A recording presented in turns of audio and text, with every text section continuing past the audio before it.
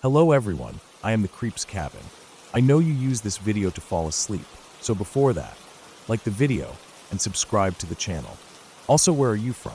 And what time are you watching? Now get comfortable and relax.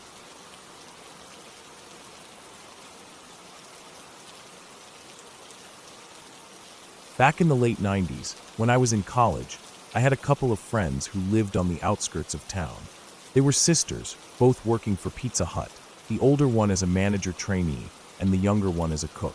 We weren't inseparable, but we were close enough that I spent plenty of weekends at their place, hanging out, watching movies, or just killing time talking about nothing. Their place was a little rundown, like a lot of rentals in that part of town, but it had a certain charm to it, a lived-in feel. The kind of place where you'd find mismatched furniture, a pile of shoes by the door, and a kitchen counter cluttered with half-used condiment bottles and unopened junk mail. It always smelled like a mix of takeout and whatever scented candle they were burning that week. That Saturday night, the night before Easter, I had no big plans. I was in my dorm room, typing up a paper that was due on Monday. I don't remember what class it was for, just that it felt like it would never end. I had been at it for hours, my fingers aching from hitting the keys of my word processor. No computer back then, just an old, clunky machine that made a dull hum every time I turned it on. I had stacks of papers on my desk, a few empty soda cans on the floor, and a desk lamp that cast a warm glow over everything. The room itself was small, bed, desk, a couple of posters on the walls. Nothing special, just a typical college dorm. I remember staring at the screen, the blinking cursor almost taunting me. My brain was fried. I needed a break. That's when I decided to go see my friends. It was late, but not too late, maybe around 10:30 p.m. I figured I'd stop by for an hour or two, unwind, and get back to work later. So, I went through the whole process of getting ready. I shut down the word processor, stretched my arms over my head, and rubbed my eyes. My back ached from sitting so long. I grabbed some clean clothes, changed out of the old sweats I had been wearing all day, and splashed some water on my face in the tiny dorm bathroom. I even put a little effort into looking presentable. Not like I was going anywhere fancy, but enough that I wouldn't feel like a total slob. A fresh shirt, jeans, a jacket. Shoes on, keys in hand. I checked myself in the mirror out of habit. The whole process took about 30 minutes, just going through the motions, not rushing, but not dragging either. And then, just as I reached for the doorknob, right in that split second before I could turn it, I felt it. It wasn't gradual. It wasn't like my body was telling me I was tired, and I had just been ignoring it. No, this was instant, like someone flipped a switch in my brain. One moment, I was ready to walk out the door, and the next, I was hit with this overwhelming wave of exhaustion. Not just physical, but something deeper. A complete lack of willpower to leave. My limbs felt heavy, like I had been drained of energy in an instant.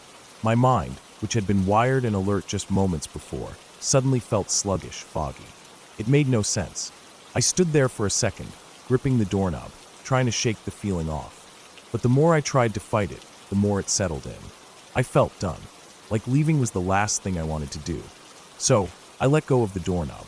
I shrugged, muttered something to myself about how I'd see them tomorrow, and kicked off my shoes. I didn't even change back into my sweats, just collapsed onto my bed, fully dressed, and let the tiredness take over. It wasn't normal. I remember that clearly. It wasn't like falling asleep after a long day. It was something else, something deeper. I don't even think I turned off my lamp. The next morning, I woke up groggy, disoriented. My body felt stiff, like I had slept in a weird position all night. Sunlight was streaming through the window, and for a few moments, everything felt normal. I rolled over, rubbed my face, stretched, and sat up. That's when the phone rang. I wasn't expecting a call. Not that early. I checked the clock. It was just past 8 a.m. I grabbed the receiver and answered. I don't remember the exact words, but the message was clear. There had been an accident. A bad one. Sometime after 1 a.m., my friends had been in a car crash. The older sister, the one who had come to pick up the younger one from work, had died on impact. The younger sister was in critical condition, barely hanging on. They told me she had massive injuries, her pelvis was shattered, and they weren't sure if she would ever walk again. But she was alive. Barely. I sat there, the phone still in my hand, not really processing it. My stomach dropped. My skin went cold. I kept replaying the night before in my head. the exhaustion, the way I had been so sure I was going to see them, how I had been ready to leave, how if I had walked out that door, I would have been in that car. I would have died. I knew that with absolute certainty. The only reason the younger sister had survived was because she had fallen asleep in the car. Her body had been relaxed at the moment of impact. The older sister, she hadn't been as lucky. They said she had been gripping the steering wheel so tightly that they had to break her fingers just to get her out of the wreckage. That image stuck with me.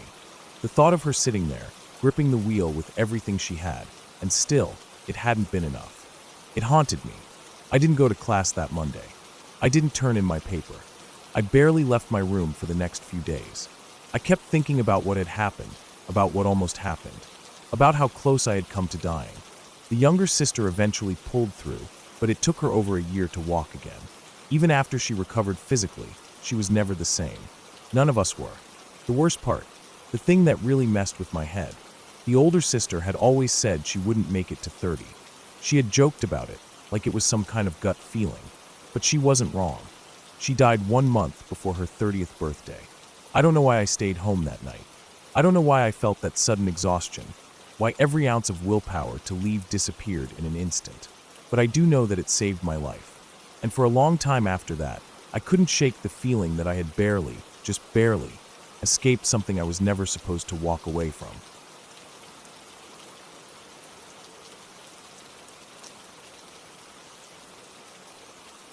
I still think about that mirror sometimes. It's not the kind of thing you forget.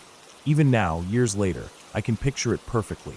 The smooth, silvered glass, the ornate wooden frame, and the single, dark hole at eye level. I can still feel the uneasy realization that settled in my gut when I first saw it. The way my chest felt tight, like I'd just taken a deep breath, but couldn't let it out. The lake house had always been a place of quiet.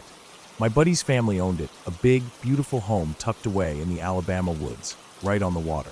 The area was strange in a way, not quite rural, but not really suburban either. If you drove one direction, you'd find miles of nothing but thick trees and twisting back roads. Drive the other way, and you'd pass million-dollar homes with private docks and sports cars parked in the driveways.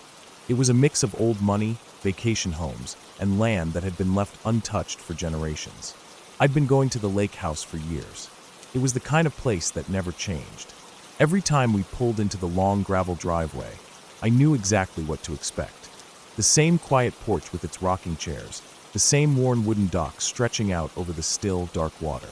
We spent countless weekends there, fishing off the dock, swimming in the lake, drinking on the porch while the cicadas screamed in the trees. It was peaceful, safe, until it wasn't. It was early summer when we showed up that week. The drive-in had been normal, nothing out of place, nothing unusual. But the moment we stepped out of the truck, something felt off. You don't always notice things right away, but some part of your brain picks up on them before you can even explain why. It was the stillness that did it. No birds, no insects, just an eerie kind of silence. Then we saw the window. It was broken clean through, a spiderweb of shattered glass still clinging to the frame, with shards scattered across the wooden floor inside. That was the moment my stomach dropped. We knew right away what had happened. Someone had been here. Someone had been inside. I remember stepping carefully through the doorway, glass crunching under my boots. The air smelled stale, like it had been sitting undisturbed for weeks. Inside, the house looked wrong. Not completely trashed, but just disturbed enough to set my nerves on edge. The TV was gone. A few drawers were pulled open, their contents dumped onto the floor. The gun safe had been cracked open, emptied. And then we saw the mirror. It was above the fireplace, just like always, its heavy frame untouched. But right in the center of the glass, there was a hole. A perfect, clean hole at eye level. For a long moment, we just stood there, staring at it. I felt cold all over.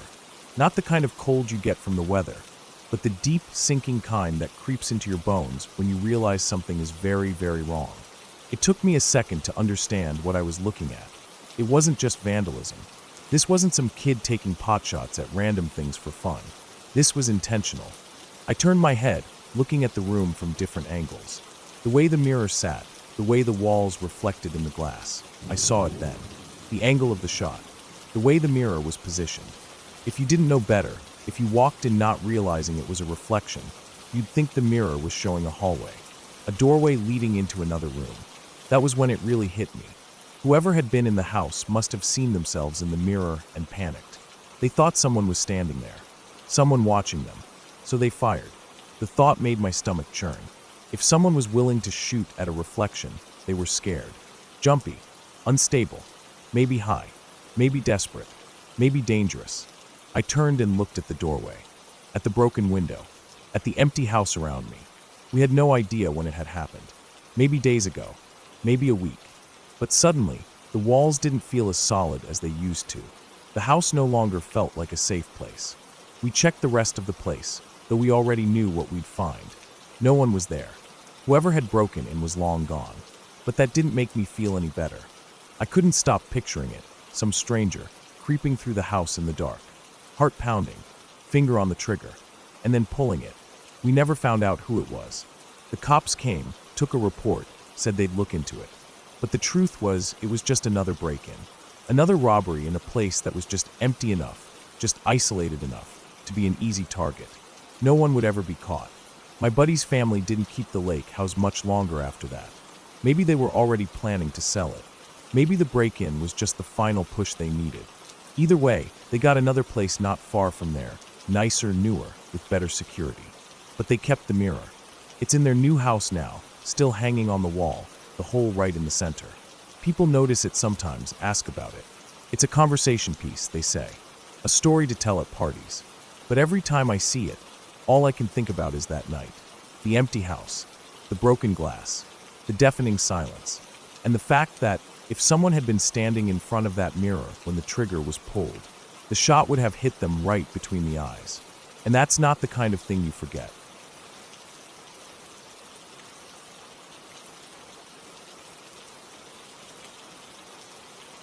I don't think I'll ever forget that drive with my dad. I was about 14 or 15, and we were heading to a town near where I live, just a normal drive, nothing out of the ordinary. The kind of trip where your mind wanders, watching the countryside blur past the window, half listening to the radio. I wasn't expecting to hear something that would stay with me for the rest of my life. We came up to a T-junction, just another stop in the road, the kind you barely think about. But as we slowed down, my dad, who had been a police officer in the London Metropolitan at the time, pointed at a brick wall sitting at the top of the junction. "Notice the walls," he said. I looked. At first, I didn't see what he meant. It was just a wall, old bricks stacked on top of each other, like every other wall in the area. But as we got closer, I saw it. A section of bricks, an entire circle, was a lighter shade than the rest. Like a scar, a mark on the landscape that didn't quite match. "Yeah, I see," I said. And then, in that casual, matter-of-fact way he had, he told me what had happened there. It had been early morning, around 7. My dad had just finished a night shift and was driving home in his police car. Back then, officers could take their work cars home, so it wasn't unusual to see police vehicles on the roads even when they weren't on duty. He had just come off the motorway, expecting a quiet drive back, looking forward to sleep. But something was wrong. As he approached the T-junction, he noticed an unusual buildup of traffic. Cars were queuing up, stretching back along the road, not moving.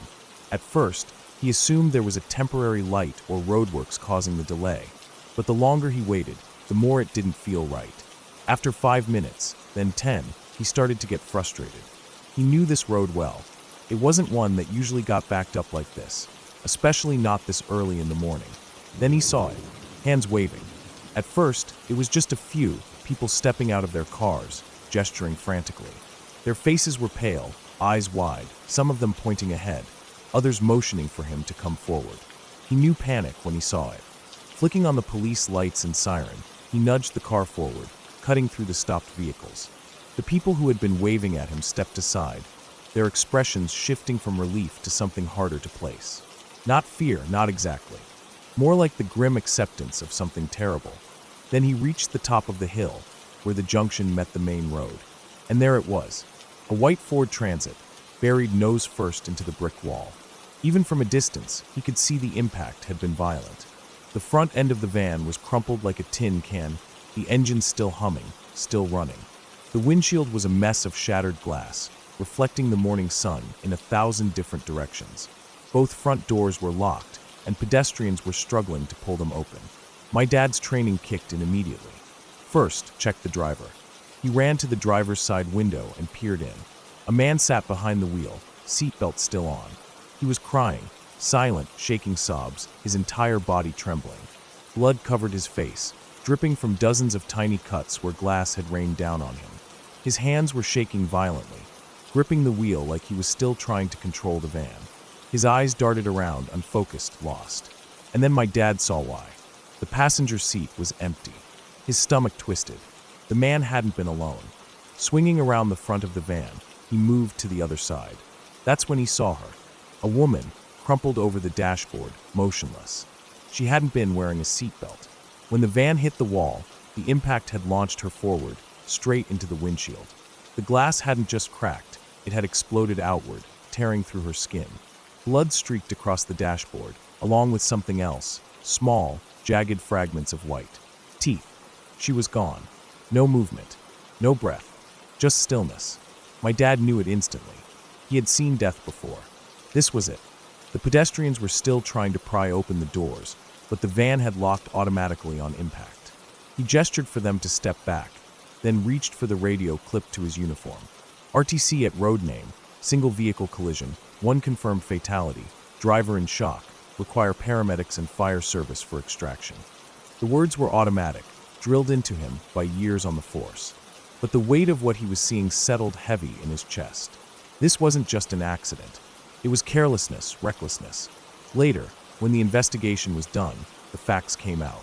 The driver had been speeding, not paying attention. By the time he noticed the junction ahead, it was too late. He hit the brakes, but the road was damp. The tires skidded, the van didn't slow down in time, and when he realized he wasn't going to make the turn, instinct made him jerk the wheel. Overcorrection, one of the deadliest mistakes a driver can make. Instead of rolling to a stop, the van shot straight ahead, slamming into the brick wall. The woman never had a chance. The impact threw her forward so hard that her body became part of the wreckage. The driver survived, physically at least. But my dad said he never forgot the look on his face. That lost, shaking terror. The way his hands wouldn't stop trembling. The way he couldn't seem to process what had just happened. Like his mind was rejecting it, refusing to let him understand that his mistake had killed someone. The emergency services arrived. Firefighters cut the van doors open. Paramedics checked the driver, treated his wounds. But there was nothing they could do for the passenger. By the time they pulled her from the wreck, she was barely recognizable. The investigation wrapped up eventually. The official cause was driver error. No drugs, no alcohol. Just a man who wasn't paying enough attention. A moment of distraction. A single mistake. And a life lost. The van was towed away. The road was cleaned up. The blood was scrubbed from the tarmac. But the wall kept its scar. The bricks where the van had hit had to be replaced. But even years later, you could still see the difference. The new bricks were lighter than the old ones, a permanent reminder of what had happened.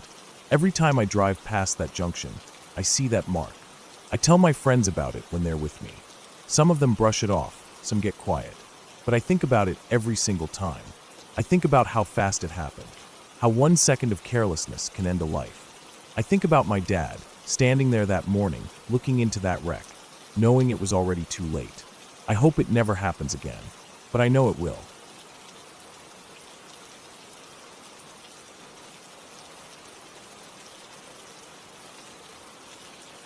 That night, the air was cold. The kind of cold that creeps in slowly, working its way into your bones before you realize how long you've been standing outside. I remember the way the streetlights cast pale halos on the pavement, the way the town always felt too quiet after dark. It was a place where you could drive for miles without seeing another car, where people left their doors unlocked because nothing bad was ever supposed to happen here. I was 17 then, still in high school. The story didn't reach me until the next morning, when the whispers started circulating through the halls like a sickness. Someone had been arrested just outside of town. There had been blood, too much of it. People said a cop pulled over a truck late at night, that the driver looked nervous, covered in something dark and sticky. That much was true, but no one knew the whole story yet. Not at first. The truck had come from a decommissioned logging road, the kind that wound deep into the forest where no one had any reason to go. Not anymore. The rookie cop had been patrolling the highway when he spotted the headlights bouncing unevenly as the truck climbed onto the main road. Maybe it was instinct. Maybe it was just luck. But something about the way that vehicle moved, the way it hesitated, caught his attention. The driver pulled over without much fight. He was young, just a few years older than me, but already rough around the edges. His hands were stained red. So was his shirt. So was the inside of the truck. He told the officer it was a deer. Said he'd been hunting, that the blood was nothing to worry about. It wasn't unusual in a place like this. Everyone hunted. Everyone had blood in the beds of their trucks from time to time. But this was too much, too fresh, and it was everywhere. The cop called in a conservation officer to go check out the logging road, assuming he'd find a deer carcass dumped somewhere in the woods. Maybe it wasn't even about the poaching charge. Maybe it was just about making sure the story lined up. But what they found wasn't an animal. It was her. Her name was Leah. I knew her. Not well, but enough to recognize her face, to remember her laugh from the few classes we shared. She had been 16. She was still wearing the clothes she had disappeared in. Her body had been left at the edge of the road, battered and broken, barely hidden. That was when the real horror started to set in. The suspect was arrested immediately. His truck was impounded, taken in for evidence. The police searched his apartment that same night, looking for anything that might explain why he had been out there, why she had ended up in the woods. What they found was worse than anything anyone expected. More blood, not just hers. DNA testing confirmed what no one wanted to believe. 3 other women had died at his hands.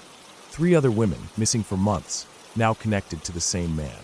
And the only reason he had been caught, the only reason he wasn't still out there, looking for his next victim, was because of that rookie cop on patrol. Because of a random moment on an empty stretch of highway. Because of a gut feeling that something wasn't right. I remember the way people talked about it in school. How some refused to believe it at first. How others claimed they always knew something was off about him. I remember the sick feeling in my stomach when I realized how close I had been to someone like that. How we had all walked the same halls, breathed the same air. How easily it could have been someone else. The town changed after that. The streets didn't feel as safe. People started locking their doors at night. Girls who used to walk home alone started asking for rides. Parents became stricter. Curfews got earlier. And that stretch of highway where the truck had been pulled over became something of a landmark. A reminder of what had almost gone unnoticed. Even now, years later, I still think about it. About the way everything had to align just right for him to be caught. About how many nights he had driven those same roads before anyone suspected a thing. How many times he had gone unnoticed. And how close we all came to never knowing at all.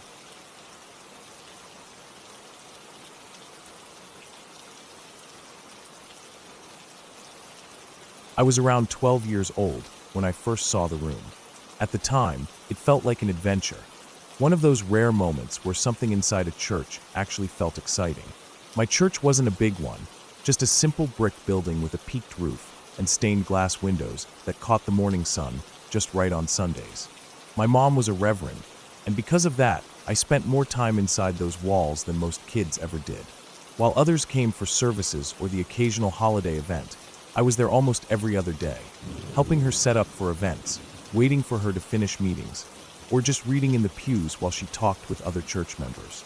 The place felt familiar, comfortable, and boring in the way places do when you've spent too much time in them. But that day was different. It was during our confirmation classes, a requirement for kids in our church to go through before we officially became members. They tried to make it more than just lessons and scripture readings, adding activities that were meant to make us feel like we were truly understanding the faith. That's why, on a chilly autumn evening, they took us down into the church basement, saying we were going to recreate the experience of early Christians who had to worship in hiding. The basement itself was nothing special. It was the kind of place that smelled faintly of mildew and old carpet, with exposed pipes running along the ceiling and flickering fluorescent lights.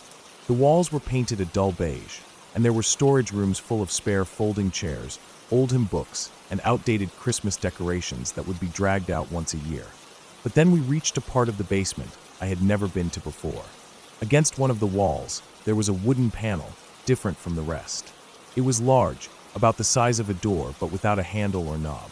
One of the adults leading the activity reached forward and pressed against the edge, and to my surprise, the whole thing shifted inward, revealing a narrow opening just big enough for a person to squeeze through. It was dark inside, so dark that I couldn't see where it led. We were encouraged to crawl through. It was supposed to feel like we were sneaking into the catacombs, just like the early Christians. So, one by one, we climbed inside. I remember the air changing immediately. The basement was already cool, but inside the hidden space, it was damp and cold, the kind of cold that settles deep in your bones. The passage was tight, forcing us to move on hands and knees through a narrow corridor that smelled like earth and dust. My heartbeat quickened with the excitement of it. This was something secret, something that not even most church members knew about. After crawling for a few yards, the tunnel opened into a larger room. The space was small, maybe 10 by 10 feet, with rough concrete walls and a low ceiling. There was nothing inside except for a simple wooden bench along one wall, some old metal hooks embedded into the concrete, and a bare light bulb hanging from a wire overhead. When they switched the bulb on, the dim yellow glow barely reached the corners of the room, leaving pockets of darkness along the edges. We sat on the bench as they explained how the early Christians had to hide in places like this, praying in secret while fearing for their lives. At the time, I remember thinking the room was cool, a hidden space right beneath the pulpit where the congregation prayed every Sunday. I wondered who had built it. I assumed it had always been there, maybe an old root cellar or storage space from when the church was first built. I didn't know the truth then. I didn't know that the room wasn't always there. I didn't know what had happened inside it. That knowledge came later, and when it did, it changed everything. I was 16 when I learned the truth. By then, the confirmation classes were a distant memory, and my time at the church had become more routine. But one evening, I was sitting at home, half listening to my mom talk with a friend who had stopped by. They were reminiscing about old church events, laughing about past mishaps, and at some point, the conversation shifted. "Do you remember when they finally figured out what happened to that little girl?" My mom's friend asked. Something about the way she said it made my ears perk up. My mom nodded, her expression turning serious. "God, yes. I'll never forget that." Her friend sighed. "And all that time, she was right there. Right under us." A chill ran through me. Right under us. Something about that phrase made me uneasy. I turned to them. "What are you talking about?" They hesitated, glancing at each other before my mom sighed. "It's probably best if you don't know," she said. That only made me more determined to find out. It took some digging, but eventually, I found the story. Back in the 1980s, before I was born, a 4-year-old girl had gone missing from our town. She had been playing outside her home when she vanished without a trace. The police searched everywhere, and the community, including our church, held prayer vigils, hoping she would be found. No one had any idea where she was, but all along, she had been right beneath their feet. The church's janitor at the time was a deaf man. People knew him, trusted him. He had keys to every part of the building, and no one ever thought twice about him being there at odd hours. Unbeknownst to anyone, he had built a hidden room beneath the church, creating it in secret over time. No one questioned the renovations or the occasional sounds of work being done. And one day, he took that little girl. He kept her in that hidden room for 44 days. 44 days, while people prayed above her, while services went on as usual, while the entire town searched, never knowing she was trapped in the dark, just beneath the pulpit. The only reason he was caught was because he tried to take another child, a 5-year-old girl this time. But someone saw him, wrote down his license plate number, and called the police. When they searched his home, they found evidence linking him to the first girl. That's when they searched the church. That's when they found the hidden room. When I read the details, I felt sick. That was the room we had sat in. That was the room we had laughed in, thinking it was just a fun little secret of the church. That was the room we had been told to imagine as a place of prayer. And all along, it had been a prison. I couldn't stop thinking about it. How had she felt trapped in there? Had she heard the church services above her? Had she screamed for help, hoping someone would hear?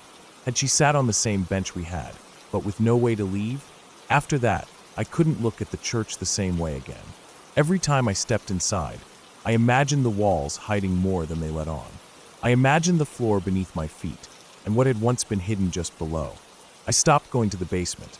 I stopped thinking of the church as a place of comfort, because now, all I could think about was that little girl, trapped in the dark.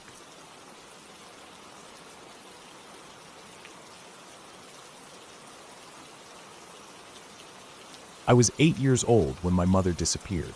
I didn't know she was leaving. There was no warning, no whispered goodbyes in the dark, no hugs that lasted too long, no clues hidden in the way she spoke. One night she was there. The next morning she wasn't. She didn't leave a note. At least, not one for me. At the time, we lived in a small upstairs apartment above my grandparents' house, her biological father and my step-grandmother.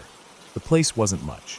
Just a little two-bedroom space with an old couch that sagged in the middle and a kitchen where the linoleum curled up at the edges. It was home, though. Or at least, it was the place where I slept. When she left, I stayed downstairs with them. That house always felt heavy to me, like the walls had soaked up too much anger over the years and held on to it. My grandfather wasn't an emotional man. He barely spoke to me, and when he did, it was in short, clipped sentences that never felt warm. My step-grandmother made it clear she didn't like my mother much, and by extension, I knew she didn't like me much either. She wasn't outright cruel, not in ways that left marks. It was small things. The way she favored her son, who was my age. The way she made sure I knew it. He got the bigger slice of cake. He got the first pick of toys. If we fought, I was the one who got scolded. If I cried, I was being dramatic. If he cried, it was because I was mean. He was the prince of the house. I was just some kid they were stuck with. But the worst part was that I didn't know where my mom had gone. No one explained it to me. She had just left. I tried not to think about it too much, because when I did, my stomach twisted up in a way that made me feel like I was going to be sick. I told myself she'd come back. She had to come back. Didn't she? I told myself that over and over. Until the night I saw something in the dark. That evening had been bad. I don't remember exactly what set her off, but my step-grandmother had been particularly cruel that night. Maybe I had spoken out of turn. Maybe I had taken too long to finish dinner. Maybe I had simply existed in the wrong way at the wrong time. Whatever it was, she had let me have it. And by the time I was done listening to her tell me how ungrateful I was, how I was too sensitive, how I didn't appreciate all she was doing for me, I felt like I couldn't breathe. It wasn't fair. None of it was fair. I didn't ask to be there. I didn't ask for my mother to leave. I didn't ask for any of this. I went upstairs to our empty apartment. No lights were on. I didn't bother turning them on either. I knew where everything was, even in the dark. I sat down on the old couch, curled my legs up to my chest, and started crying. It was quiet. So quiet. The kind of quiet that makes your ears ring. I kept telling myself that it would be okay. I just had to be good. I had to be patient. If I did everything right, my mom would come back. She had to come back. My breathing slowed. I stared at the window across from me, where the faint glow of a street lamp cast long, warped shadows across the carpet. And then I saw it. Movement. A shape in the dark. A figure, slow, silent, coming toward me. My body went stiff. I blinked, but it didn't go away. Someone was there. I couldn't see a face, just the outline. A shadow moving through the dim light, something pale flashing at its sides. Hands. No, not hands. Claws. Claws reaching for me. A sound built in my throat, but I couldn't get it out. My heart pounded so hard I could hear it in my ears, and before I could think, I lashed out. I kicked hard. My foot connected with something solid. A grunt. The shape staggered back. I scrambled backward, my whole body trembling, ready to scream, to run, to do anything. Then I heard a sound that didn't belong. A voice. Not a monster's voice. A human voice. The shadow moved again, and suddenly, in the dim glow of the streetlight, I saw something I should have noticed sooner. The long shape of hair. The outline of a familiar body. The glint of something silver on a wrist. It wasn't a monster. It was my mother. I had kicked my mother. For a long, horrible second, we both just stood there. Then she moved toward me again, but slower this time. Her arms opened, and before I could think, I launched myself forward. She caught me. I buried my face against her, and everything I had been holding back for days, for weeks, for what felt like forever, came spilling out of me all at once. She held me as I sobbed. I don't know how long we stayed like that. At some point, we moved to the couch. She was crying too. The apartment smelled like her. I hadn't realized how much I had missed that smell. We sat there for hours, just holding on to each other. I was afraid to let go. Afraid that if I did, she would disappear again. But she didn't. She was real. She was here. And this time, she stayed. When morning came, she gave me souvenirs. Little things from a place I had never been. A shirt, a keychain, a stuffed bear. She had thought of me while she was gone. She had come back. And years later, I learned just how close I had come to never seeing her again. My father had been planning to take me, to bring me to live with him, and his wife. She was worse than my step-grandmother. If my mother hadn't come back when she did, I wouldn't have grown up in that apartment above my grandparents' house. I wouldn't have had the life I had. I would have been somewhere else, someone else, raised in a house that was never meant to be mine. But that didn't happen, because my mother came back, and that was all that mattered.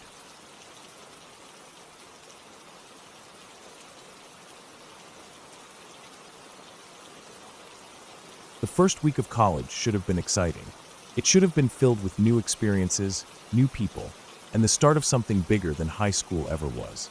But for me, the first week of college became something I would never forget for an entirely different reason. I was 18, living in a city that wasn't necessarily dangerous, but wasn't exactly safe either. It was the kind of place where you could walk alone at night and be fine most of the time, until you weren't. At the time, I didn't have a car. That meant relying on the bus to get to and from school. My classes started early, which meant I had to leave home while it was still dark out. I had an hour-long bus ride ahead of me, and that meant catching one of the earliest routes.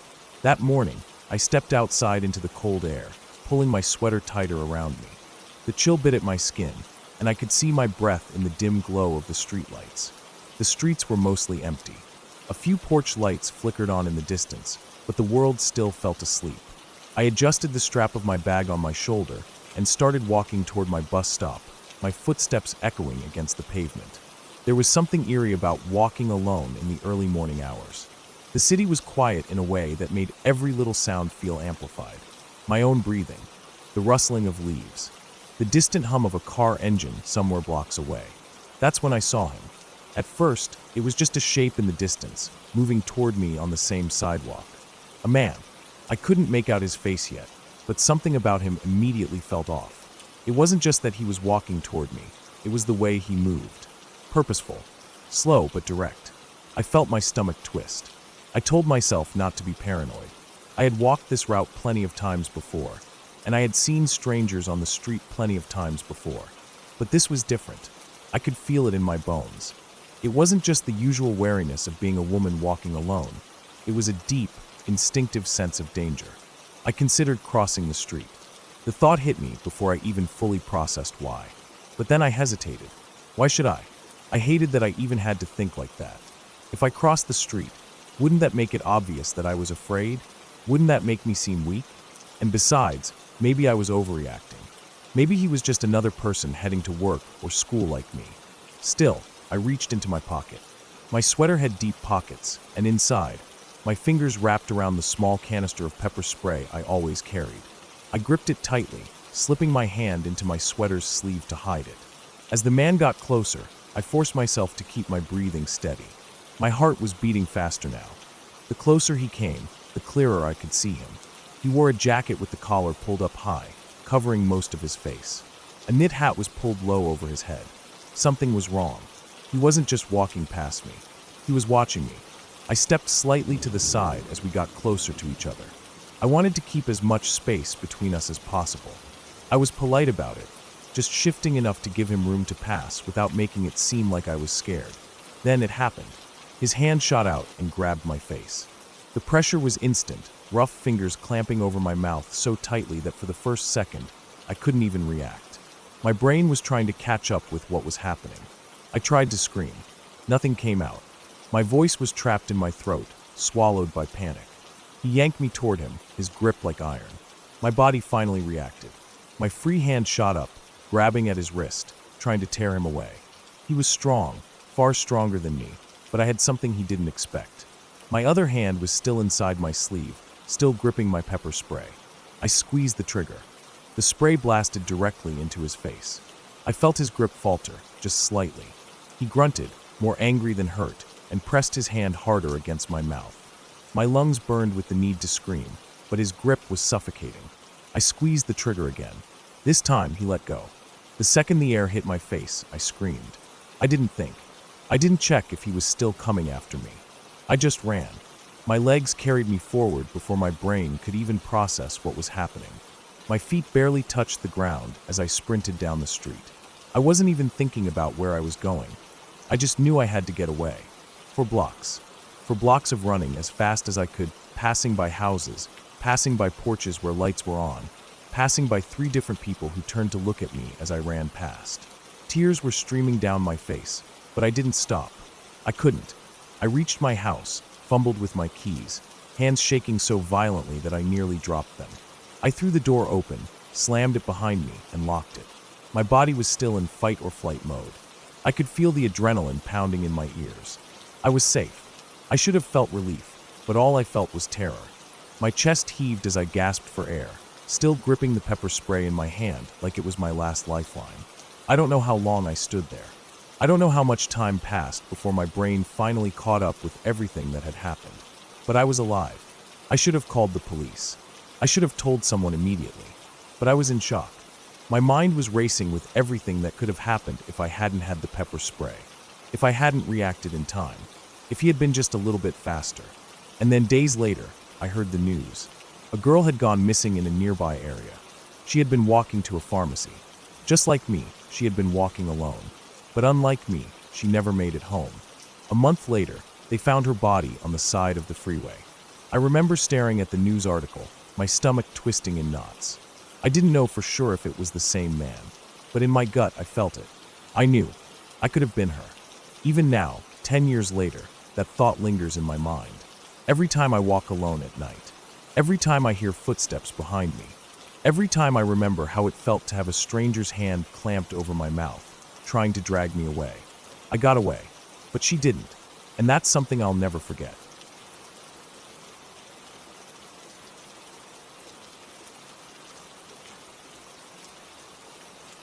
I had just finished running a few errands and was heading toward the small Mexican grocery store on the corner. It was a warm evening, the kind where the sun hung low in the sky, stretching out long shadows across the pavement. The street was calm, just a few people walking by, a car or 2 rolling down the road. I wasn't in a rush. I just needed to grab a couple of things before heading home. As I got closer to the store, I noticed a man standing outside near the entrance, talking to 2 little Hispanic kids. They couldn't have been older than 4 or 5, small, dressed in casual clothes, their little sneakers scuffing against the sidewalk as they shifted from foot to foot. The man was crouched down to their level, his tone playful, almost sing-songy. He kept asking them what was in their pockets, grinning as he tried to coax them into showing him. His voice had this fake sweetness to it, like he was trying too hard to sound friendly. Every time one of the kids giggled, he leaned in a little closer, tilting his head like he was in on some secret with them. I slowed my pace. Something about the way he was interacting with them felt off. He wasn't their father. That much was obvious. He wasn't scolding them or calling them by name. And he wasn't acting like an uncle or an older brother either. There was no familiarity in the way he spoke, just this exaggerated, almost theatrical tone, like he was performing for them. Then, he asked them if they wanted to get ice cream from the Chinese ice cream shop down the block. His voice was still playful, but there was something lurking underneath it. Something I didn't like. I stopped completely, staring at him. And then he looked at me. For a second, everything felt still. His expression didn't change, but I could tell he had noticed me watching. I didn't say anything, just turned and stepped into the Mexican grocery store. The air inside was cool, a sharp contrast to the warmth outside. The place smelled of dried chiles and fresh produce, a familiar scent.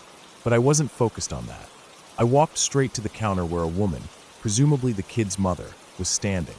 She was looking at something on her phone, casually waiting. "Excuse me," I said. "Do you know that man outside talking to your kids?" She blinked at me, confused. "What man?" The moment she said it, something in my chest tightened. I turned and hurried back outside with her following behind me. The kids were still there, but the man was gone. I scanned the street, my eyes darting from one side to the other. And then I saw him, across the road, half hidden behind a parked car. He wasn't running. He wasn't walking. He was just there, standing, watching. The mother pulled her kids toward her, her tone sharp as she told them to come inside. They didn't protest. They just followed her back into the store, their giggles gone, replaced by quiet confusion. I stayed outside for a moment longer, staring at the man. He didn't move right away. He just kept watching. Then slowly, he took a step back, disappearing fully behind the car. Something about the way he moved made my skin crawl. He wasn't rushing to leave. He wasn't trying to hide. It was like he was playing some kind of game. I turned away and started walking down the street, my mind still reeling from what had just happened. The whole thing didn't sit right with me. Who the hell was he? What was his deal? And then, a block later, I saw him again. He was ahead of me now, and this time he wasn't hiding. He was standing there in the middle of the sidewalk, looking straight at me. And then he started clapping. Slow, deliberate, like he was mocking me. And then he started moving. Not walking, not running, but prancing. His steps were exaggerated, his arms lifting and curling like he was some kind of twisted ballerina, circling around me, but never getting too close. My stomach dropped. It wasn't just weird. It was disturbing. I didn't stop walking, didn't acknowledge him, just kept my pace steady. My body was tense, my heartbeat hammering in my chest. I had no idea what his deal was, but I wasn't about to give him any kind of reaction. Eventually, he veered off, skipping away like he had lost interest, disappearing down another street. I exhaled slowly. It didn't feel like I had won anything. I didn't feel relieved, just unsettled. I didn't know what his plan had been. If he was trying to kidnap the kids, or if he got some kind of sick thrill from getting that close to them. But it had been wrong. I knew that much, and I knew he'd be back. I crossed the street and went into the bar across from the store. It was dimly lit, a couple of guys hunched over their drinks, the sound of an old TV playing in the background.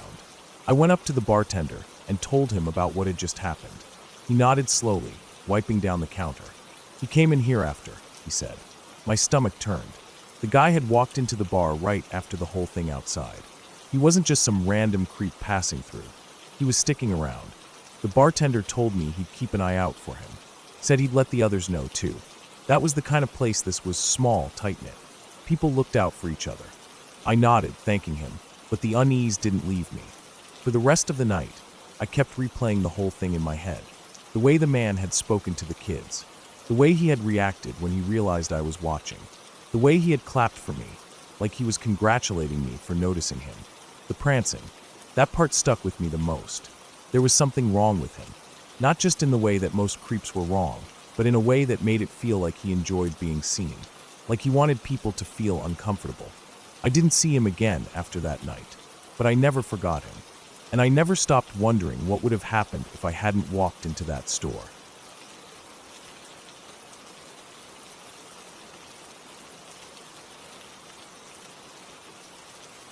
I'm sitting half a block away from where it happened.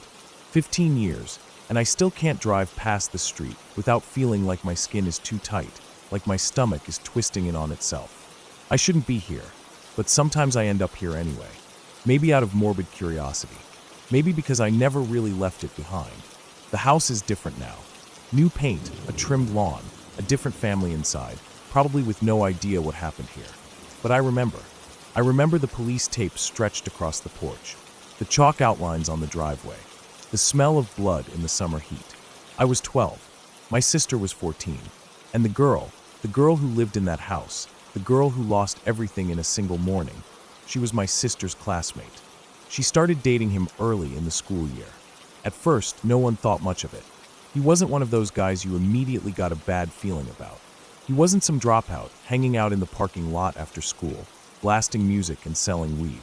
He was clean-cut, polite, the kind of guy parents liked. He had already graduated, but he wasn't much older, 18, maybe 19. We weren't sure at first. It was one of those things no one really questioned, because nothing about him seemed off. If anything, he was too perfect. He didn't swear. He went to church every Sunday. He helped out at the hospital. When he came to pick her up, he always greeted her parents with a smile, called them sir and ma'am, opened doors for her, walked on the street side of the sidewalk, the way old-fashioned gentlemen did in movies. Her parents weren't thrilled about it, but they didn't forbid it either. As long as they followed the rules, it was fine.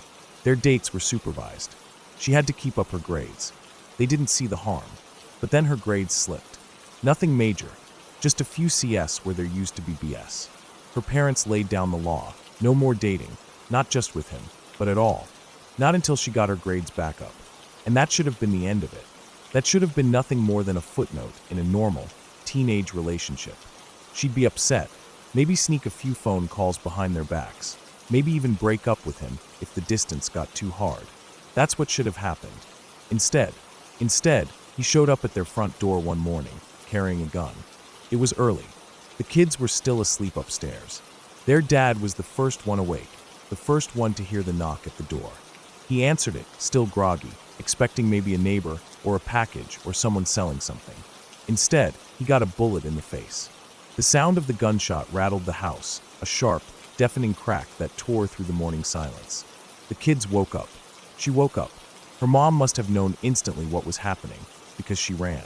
Not downstairs, not toward her husband. She ran for the bathroom, maybe to hide, maybe to call 911. She didn't make it. He followed, fired through the door. The bullet hit her somewhere in the chest.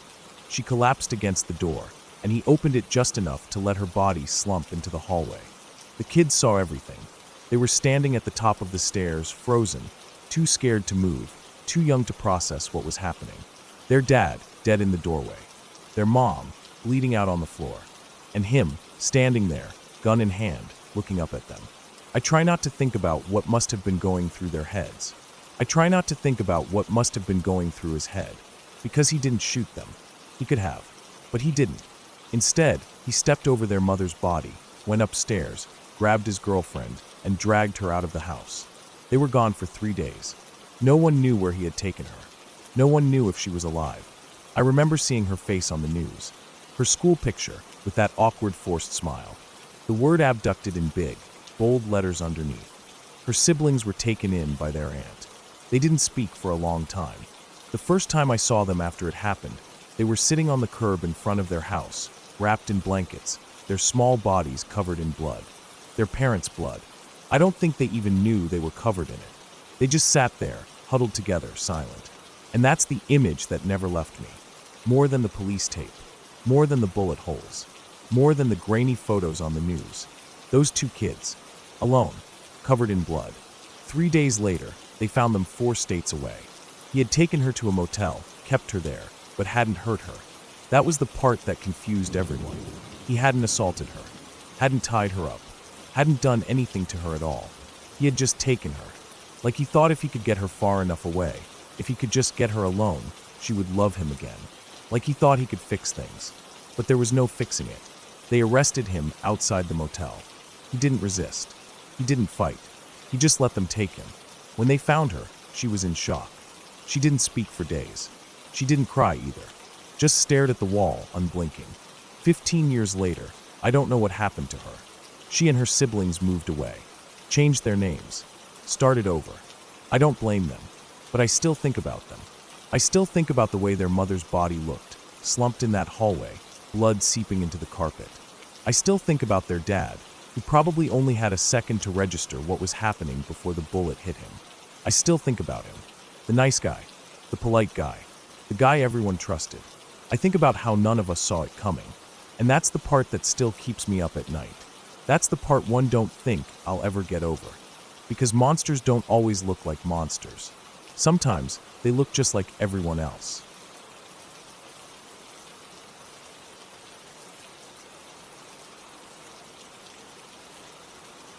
I don't remember exactly when I first heard about it. I think it was a text from my brother. A short message, something vague.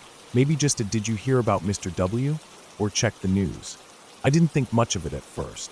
It wasn't until later that night, sitting in my apartment, scrolling through my phone, that I saw the headline. Local teacher killed after brutal domestic incident. I clicked the article. My brain didn't process the words right away. It felt like they were shifting on the screen, like I was reading them wrong, like I was seeing a name that shouldn't have been there. Mr. W. His full name, right there in bold. A name I'd seen on report cards, in the yearbook, on classroom doors. A name I'd associated with nothing but kindness. And then the words underneath. Asterisk. Authorities say the incident occurred outside the family's home on Tuesday evening. Witnesses report a violent altercation between the suspect and his wife before police arrived on the scene. Officers attempted to intervene, but were forced to discharge their weapons when the suspect refused to comply. Both the suspect and the victim were pronounced dead at the scene. 2 children were present at the time of the attack. Asterisk. I read it 3, 4, 5 times, trying to make sense of it. Trying to fit what I knew about Mr. W into what I was reading. It didn't make sense. It couldn't make sense. But it was real. I'd had Mr. W for history back in junior year. He was one of the good ones. Always smiling, always making dumb jokes that weren't really funny, but we laughed anyway because he was just that kind of guy. He treated everyone the same, whether you were the smartest kid in the room or the one barely scraping by. I remember once I forgot to turn in an essay, and instead of lecturing me, he just gave me a look and said, "You got one day. Don't make me regret this." And I actually did it. He cared. And now I was looking at his name in a murder headline. I sat there for a long time, staring at my phone, waiting for it to change. Like if I refreshed the page enough, it would turn into something else. Something that made sense. The next day, I called my brother. "You heard about it?" he asked. "Yeah, it's all over the news. People are freaking out." I could tell he was shaken. I was too, but I didn't know how to say it. How do you talk about something like that? What do you even say? He told me what he knew. It had happened in the evening, right after dinner. Mr. W had just come home. Something set him off. His wife told him she was leaving. That was all it took. She ran outside, trying to get away. He followed her with a butcher knife. Stabbed her again and again in the front yard, right there in front of their kids. A neighbor called the cops. When they got there, he was still stabbing her. Wouldn't stop. They told him to back off, but he wouldn't. They shot him twice in the chest. By the time he hit the ground, she was already dead.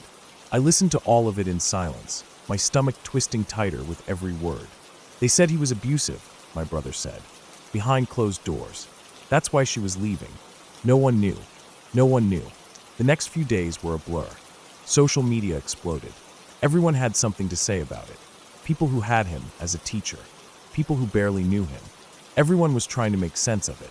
The school put out a statement saying they were deeply saddened and offering counseling for students. The funeral was a week later. 2 funerals, actually.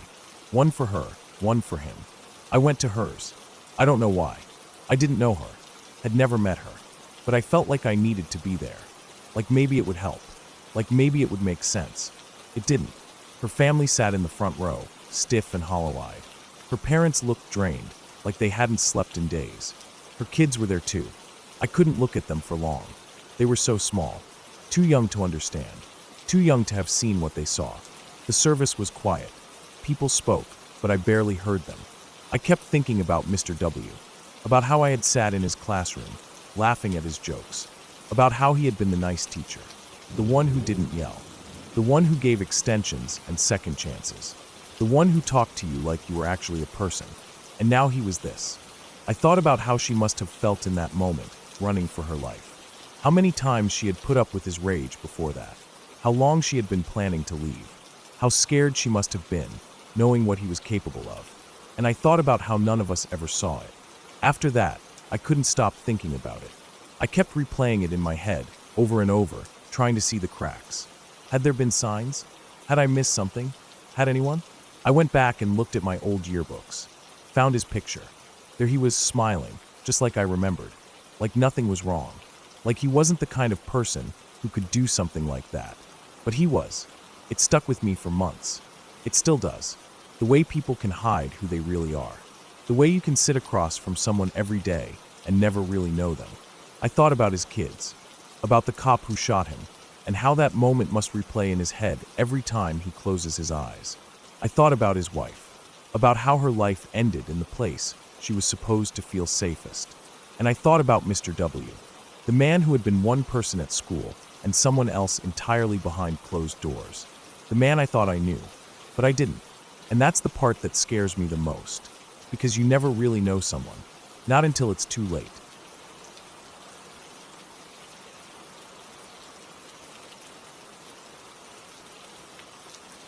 It was a regular Tuesday at school, nothing special about it. I remember it so clearly because it was pizza day. The cafeteria smelled like cheap cheese and greasy dough, and everyone was in a slightly better mood because of it. Lunch was always a mix of noise and movement, kids laughing, shoving each other, rushing through their food so they could spend the last few minutes talking or messing around. I had a seat where I could see everything. The long tables stretched in rows across the cafeteria, the noise bouncing off the walls. From where I sat, I had a direct view of the fire exit, which was made of glass and led outside to the car loop. It was a door that barely anyone used, except maybe teachers leaving for their break or the janitor taking out trash. Next to it was a large window, letting in the pale afternoon light. I wasn't paying much attention to my friends. They were deep in conversation about some mobile game, one of those battle royale ones where you fight other players. I didn't care about it, so my eyes wandered. That's when I saw the SUV pull up. It was gray, a little older looking, with tinted windows. Nothing about it seemed strange at first, but I kept watching because no one got out. It just sat there, the engine running. I could see the driver. He was tapping his fingers against the wheel, a rhythmic, nervous motion. He looked tense. At the time, I assumed maybe he was a dad picking up his kid early, maybe because they got in trouble or were sick. But something about his body language felt off. I couldn't explain it then. Minutes passed. Lunch was almost over. Finally, the man in the SUV moved. He opened the door and stepped out. My attention sharpened. He was wearing dark clothes, nothing that stood out too much, but he moved with a certain stiffness, like he was trying not to draw attention to himself. He walked around to the back door of the SUV, his back facing me as he opened it. And that's when I saw it. 2 black objects in his hands. Small, compact. The way he held them, angled slightly downward but firm in his grip, made my stomach drop. They looked exactly like pistols. My chest tightened. My first reaction was disbelief. My mind scrambled for a logical explanation. Maybe they were just something else, something harmless. But deep down, I knew what I saw. I looked toward the office entrance. It connected to the cafeteria through a short hallway, just far enough that I couldn't see inside, but close enough that I saw when my gym teacher walked past. Then a second gym teacher followed. This one was also head of school security. I felt my heart pound. They were heading straight for the office. I didn't know what to do. I sat frozen, still staring at the man by the SUV. He hadn't turned around yet. The back door was still open. My hands clenched under the table, my body locked in place. Had someone else seen? Around me, the cafeteria was still the same. Loud, chaotic, normal. Nobody else seemed to notice anything. My friends were still talking about their game, stuffing the last bites of pizza into their mouths. The teachers monitoring lunch weren't looking outside. I was the only one watching. The man moved again. He reached inside the SUV, placing the objects down on the seat. I exhaled, not even realizing I'd been holding my breath. Maybe I was wrong. Maybe I had just imagined it. Then lunch ended. I didn't want to leave the cafeteria. I wanted to stay and see what happened next, but the crowd was already moving. Chairs scraped against the floor. Voices rose as everyone funneled toward the doors. I was pushed along with them, my feet moving on autopilot. I had gym class next. When I got to the gym, only the first teacher was there. The head of security was still missing. 10 minutes passed. Then he came back. He wasn't out of breath, but he looked different. His movements were tight, his eyes sharp. He leaned in close to the other gym teacher, whispering something. I strained to hear, but I couldn't catch a word. Something had happened. The rest of the class went by in a blur. I couldn't focus. Every sound in the gym felt distant, like I was underwater. What had I seen? Had it really been what I thought? If it was serious, wouldn't the school have gone into lockdown? Wouldn't we have heard something? But there were no announcements, no alarms. No one else seemed to think anything was wrong. When gym ended, I expected to see police outside, or at least something different. But everything looked the same. The gray SUV was gone. Nothing was said. No emails to parents. No rumors in the hallways. It was like nothing had happened. I thought about telling someone. I thought about asking my teachers, or even just mentioning it to my friends. But I didn't. Because what if I had been wrong? What if I had just imagined it? Days passed. Then weeks. Nothing ever came of it. But I still remember the way the man's hands gripped those objects. I remember the way my gym teachers left, and how the security head returned looking tense. I remember the gray SUV sitting there for too long. No one ever talked about it. No news stories, no rumors, no lockdowns. But I know what I saw, and I don't think I'll ever forget it.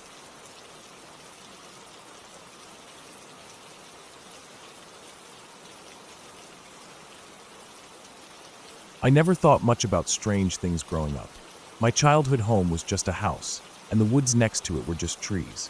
But sometimes, when I let myself think back on the things that happened, the things I can't explain, I get a feeling in my chest, like something isn't quite right. It isn't ghosts or monsters. It's worse than that. It's real. The first time something strange happened, I wasn't even born yet. My mother told me about it when I was older, and I never really knew what to make of it. She had been playing with my cousin inside the house. Nothing unusual, just an ordinary day. He was only 2 or 3 at the time, barely old enough to talk properly. They had been tossing a small toy back and forth, some little thing that didn't matter, just enough to keep a toddler entertained.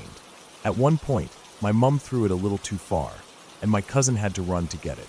She waited for him to bring it back, expecting him to giggle or maybe ask her to throw it again. But instead, he came back screaming. Not crying, not whining, screaming. She said the look on his face was pure terror, something unnatural for a child so young. He didn't just say he was scared. He told her, between panicked breaths, that there was an old man at the door. My mum's heart must have stopped. She turned to look, expecting to see someone standing there. Maybe a neighbor, maybe a lost stranger. But when she ran to the door and yanked it open, there was nothing. No one was there. She tried to calm my cousin down, telling him there was nothing to be afraid of. But he was shaking. He kept pointing at the door, insisting that he had seen an old man standing there, looking in. Later that day, she told my dad about it. She expected him to brush it off, maybe say the kid had imagined it. But instead, he got quiet. After a moment, he told her something that made her stomach drop. He had seen the same old man. Not outside, not at the door. In the mirror, he said. Mum panicked, and my dad, maybe realizing he had scared her, tried to laugh it off. He said he had probably just seen his own reflection wrong, or maybe thought he saw something that wasn't there. But my mum never forgot it. She never joked about it. And then years later, it happened again. I was about 13, and my sister was 10. We grew up next to a thick stretch of woods, the kind that felt endless when you were a kid. We spent a lot of time exploring, climbing trees, and riding our bikes down the narrow dirt trails that twisted through the trees. The woods felt familiar, like a second home. One summer afternoon, we decided to go for a bike ride. Nothing out of the ordinary. We had been down those trails hundreds of times before. We took the usual route, winding through the trees, the sun flickering through the leaves above us.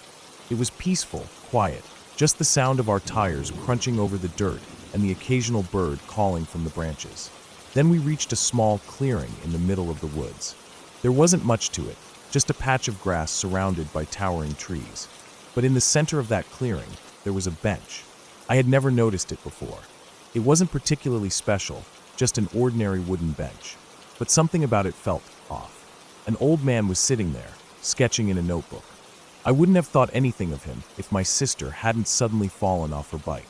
1 second, she was riding just fine, and the next, she was on the ground crying. She wasn't hurt, just a few scrapes, but she got up so fast, like something had startled her.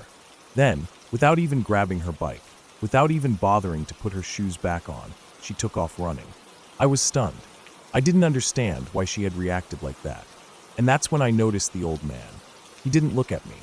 He didn't acknowledge that my sister had fallen or that she had run away. He just kept drawing.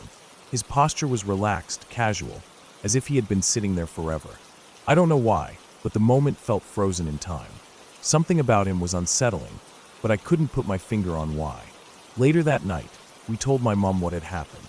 I casually mentioned that the old man must have been sketching a nice scene from where he was sitting. My sister didn't say much. She just seemed upset, like she didn't want to talk about it. Then my dad furrowed his brows and looked at me strangely. "What old man?" he asked. I blinked at him, confused. He told me he had been out there earlier that day, walking through the same trails. He swore there hadn't been any bench there. He said he hadn't seen an old man anywhere near that spot. At first, I thought he was joking, trying to mess with me, but the look on his face told me otherwise. I tried to push it out of my mind. Maybe my dad had just missed him. Maybe the old man had left before he walked by. But then, years later, something happened that I still can't explain. I was older then, no longer a kid, but something about that day had always stuck with me. One afternoon, I was walking my dog through the woods. I wasn't even thinking about that old memory at first. I was just out for a long walk. But after a while, I found myself heading toward that spot. When I got there, I stopped. Something was wrong. There was no bench. Not just missing. There was no way it could have ever been there. The trees in that spot were old, thick, and deeply rooted. They weren't young saplings. They had been standing there for decades. There was no clearing, no patch of open grass. It wasn't just that the bench was gone. It was that it had never been possible for it to have been there in the first place. I walked up and down the path, trying to make sense of it. I checked other trails, trying to see if maybe I had misremembered the location. But I hadn't. I was standing exactly where my sister had fallen, exactly where I had seen the old man. But the place I remembered wasn't real. The clearing wasn't there. The bench wasn't there. And it never had been. I don't know what I saw that day. I don't know why my sister ran away so fast, why she refused to talk about it. I don't know why my dad swore he hadn't seen anything. I only know that I remember it, and I know that it shouldn't have been possible.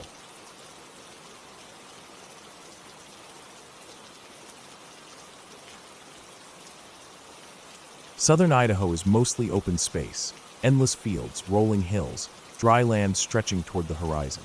Roads here seem to go on forever, long straight shots broken up by the occasional town, gas station, or landmark. That dam was one of those landmarks. It was just after sunset, the sky fading from orange to purple as my friend and I drove across it. The dam was 2 miles long, cutting across the water like a massive concrete bridge. Below it, the lake shimmered in the last light of the day, stretching out in all directions. A few boats were still out, their silhouettes barely visible against the water. I wasn't driving fast, maybe 50, 55 at most. There wasn't much traffic. Just the occasional truck or sedan heading the opposite way, their headlights flashing past in the growing dark. My friend sat next to me, flipping through a CD case, deciding what to play next. Then I saw her, a woman jogging ahead of us, right on the edge of the road. At first, I didn't think much of it. This was a popular spot. People came here to run, to fish, to swim in the summer. The only thing that stood out was her placement. She was on the side where there was barely any space. The road was narrow, and where she was running, there was no shoulder, just a drop-off down toward the lake. I let off the gas slightly as we got closer, keeping an eye on her. Something felt off. She wasn't jogging, not really. Her arms were pumping, her legs moving, but there was no rhythm to it. It was frantic, and she kept glancing over her shoulder, looking behind her. As we closed the distance, I saw more details. She was crying.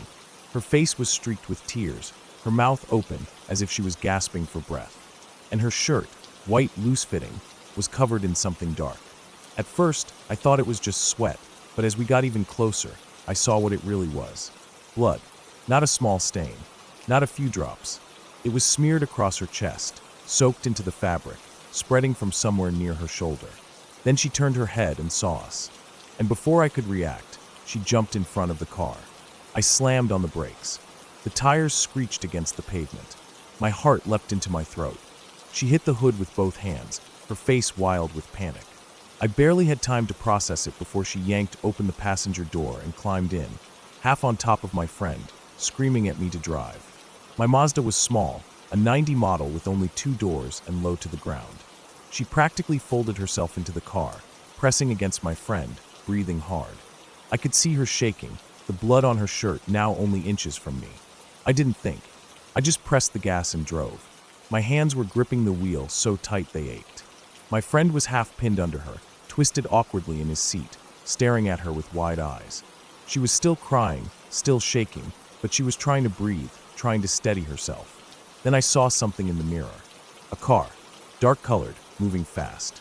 I couldn't tell the make or model, but it was coming across the dam in the same direction we had just come from.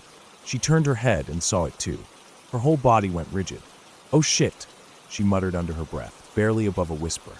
Then louder, "Oh shit," he turned around. I didn't need to ask who he was. I pressed the gas harder. The little Mazda whined as it picked up speed, pushing past 60, then 70. The car behind us was closing in fast. The road off the dam led to a long, steep hill. I tried to put as much distance between us and the other car as possible before we hit it. My heart was hammering, my mouth dry.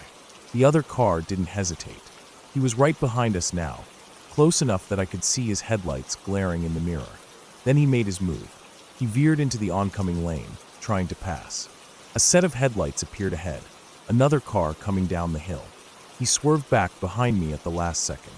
I barely had time to breathe before he tried again. We hit the top of the hill, and he gunned it, pulling up beside me. I turned my head just for a second. I saw him. A man, mid-30s maybe, dark hair, pale face twisted with rage. His window was down, his hand gripping the wheel so tight I could see the veins in his forearm.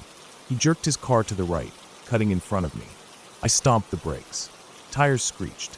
The Mazda swerved. Gravel spit up from the edge of the road. Then we were stopped. Dust swirled in the headlights. My heart was pounding so hard I could hear it in my ears. The man was already out of his car. He pointed at her, his voice cutting through the night. "Get your kids." She didn't move at first. Then slowly, she reached for the door handle. I wanted to say something. I wanted to stop her. But she just shook her head at us, almost pleading. She stepped out of the car and ran toward his. The back door swung open. 2 small figures scrambled out. Her kids. She dropped to her knees and wrapped them in her arms, holding them tight. The man was still shouting. At us, at her, at the night itself. We didn't wait. I slammed the car into gear and drove. Neither of us spoke. The road blurred under the headlights. My hands still felt like they were locked to the wheel, my body stiff with adrenaline. After a mile or so, we saw a farmhouse, lights on in the windows.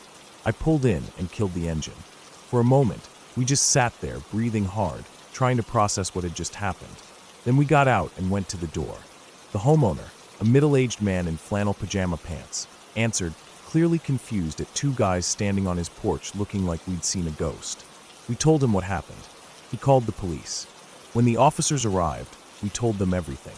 Where it happened, what the car looked like, the man, the woman, the kids. They took our statements, asked a few more questions, then told us they'd follow up. But we never heard anything else. No news, no updates, nothing. We didn't know if she was okay, if the police found the car, if she ever got away from him. We just knew we had driven into something terrifying, something real, something that wasn't supposed to happen on a quiet Idaho road. And we had no idea how it ended. But I still think about her. I think about the blood on her shirt, the way she jumped in front of my car, desperate, out of options, and the way she told us to go, to leave her there. I still wonder if she got away, if she made it out, or if we were the last chance she had. And it wasn't enough.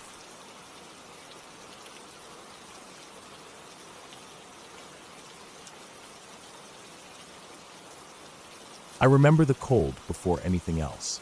It wasn't the sharp, biting cold of winter, but a deeper kind. The kind that settles into your bones and stays there long after you've escaped it.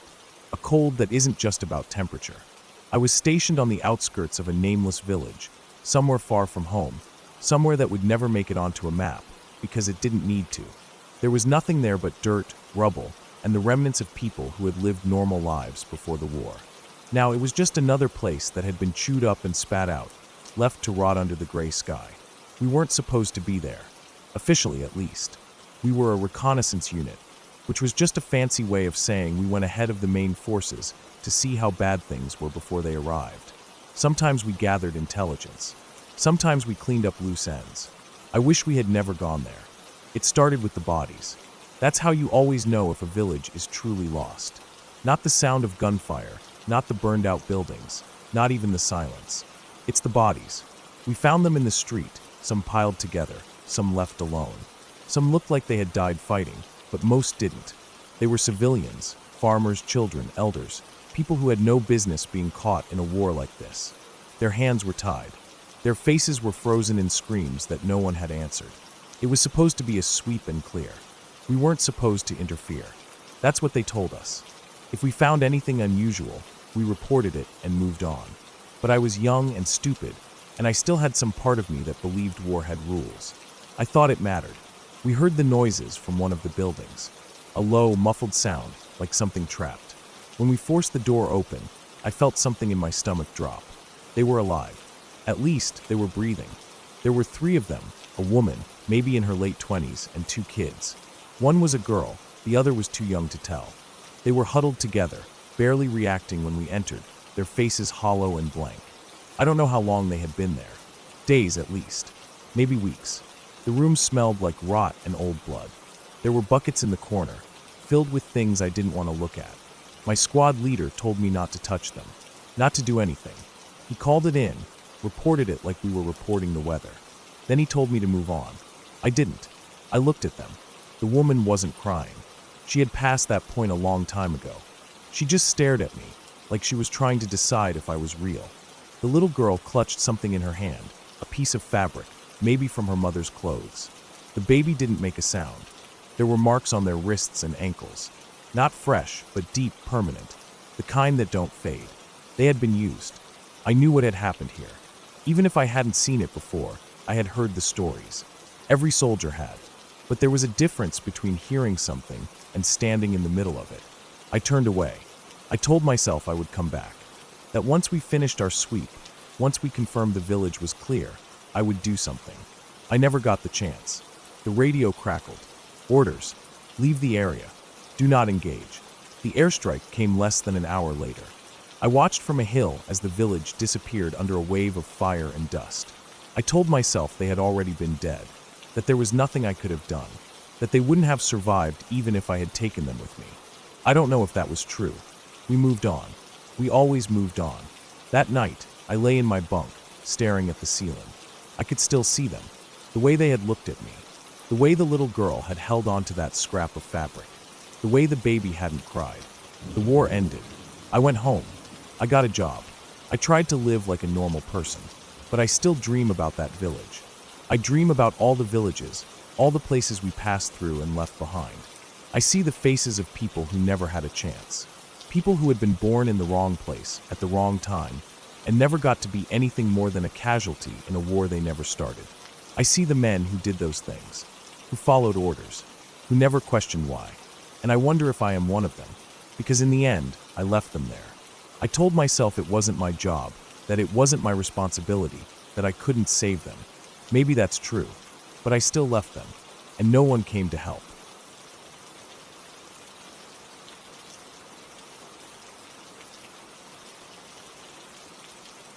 I was in 5th grade, on the cusp of adolescence, when an incident occurred that has lingered in my memory ever since. Now, as I stand on the threshold of my senior year in high school, the events of that day remain as vivid as ever. It was a typical Saturday afternoon in Clarksburg, a small town where life moved at a leisurely pace. My mother and I had set out for our usual grocery shopping trip to the local Aldi store, a routine we had perfected over the years. The sun hung low in the sky, casting a warm, golden hue over the town as we pulled into the Aldi parking lot. The store was moderately busy, with families bustling in and out, their carts filled with the week's necessities. As we entered, the familiar scent of fresh produce and baked goods greeted us, a comforting reminder of the countless times we had walked these aisles.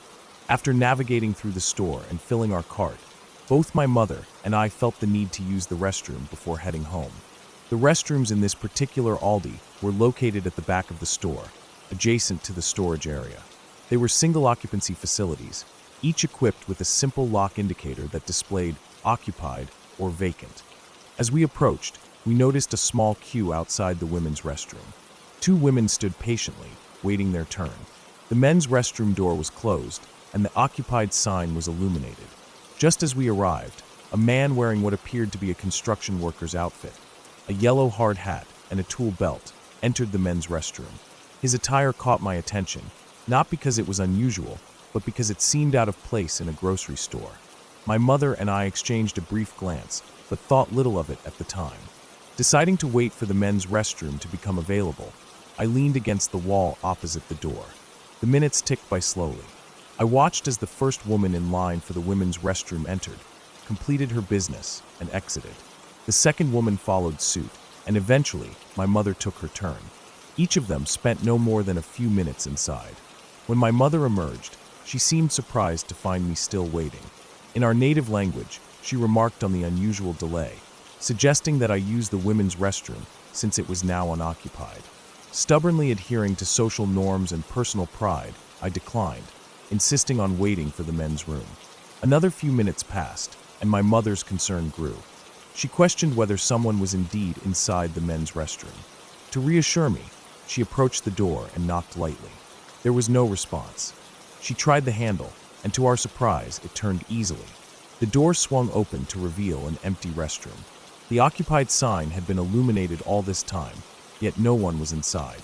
A chill ran down my spine as I processed this anomaly.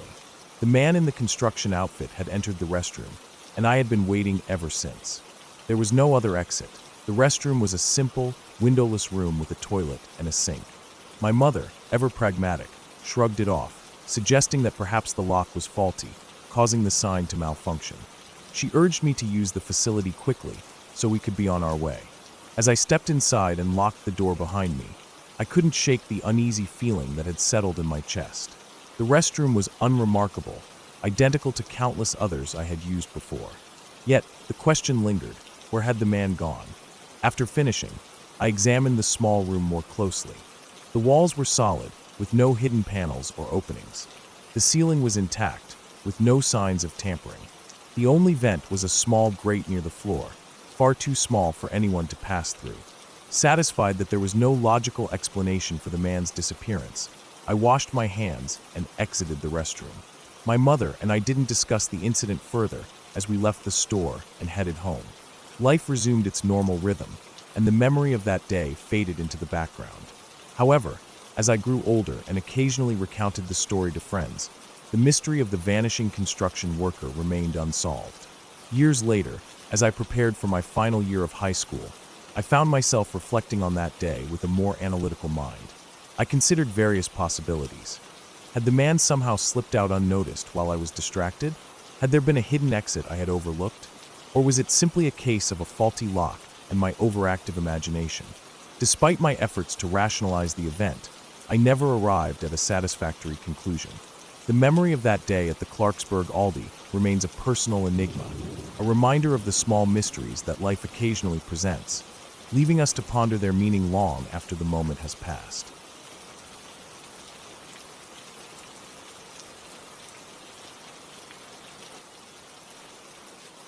I never wanted to be remembered like this. I never wanted my name to be a mystery, a riddle for strangers to obsess over decades after I was gone. I wanted a life, work, love, old age. Instead, I have only this, and soon even that will be lost to the cold. It started with 9 of us, all strong, all experienced in the wild. We were students, engineers, and dreamers, bound together by ambition and youth. Igor Dyatlov, our leader, had chosen the route, Kolit-Syakhl, the mountain of the dead. A challenge worthy of us, a journey that would harden our bodies and test our resolve. We left behind the comfort of classrooms, the dull routines of city life, in search of something greater. The journey was hard, but we were prepared. We moved through the frozen wilderness with discipline, taking careful steps over ice-packed trails, measuring our supplies, keeping close to one another when the wind howled too fiercely. The cold gnawed at us, but we had known it would. Our sleeping bags were thick, our rations well planned, our training enough to carry us through. Then things began to change. It was nothing at first, just small moments, dismissed as tricks of the mind. One evening, I caught myself glancing over my shoulder, convinced I'd heard something behind us.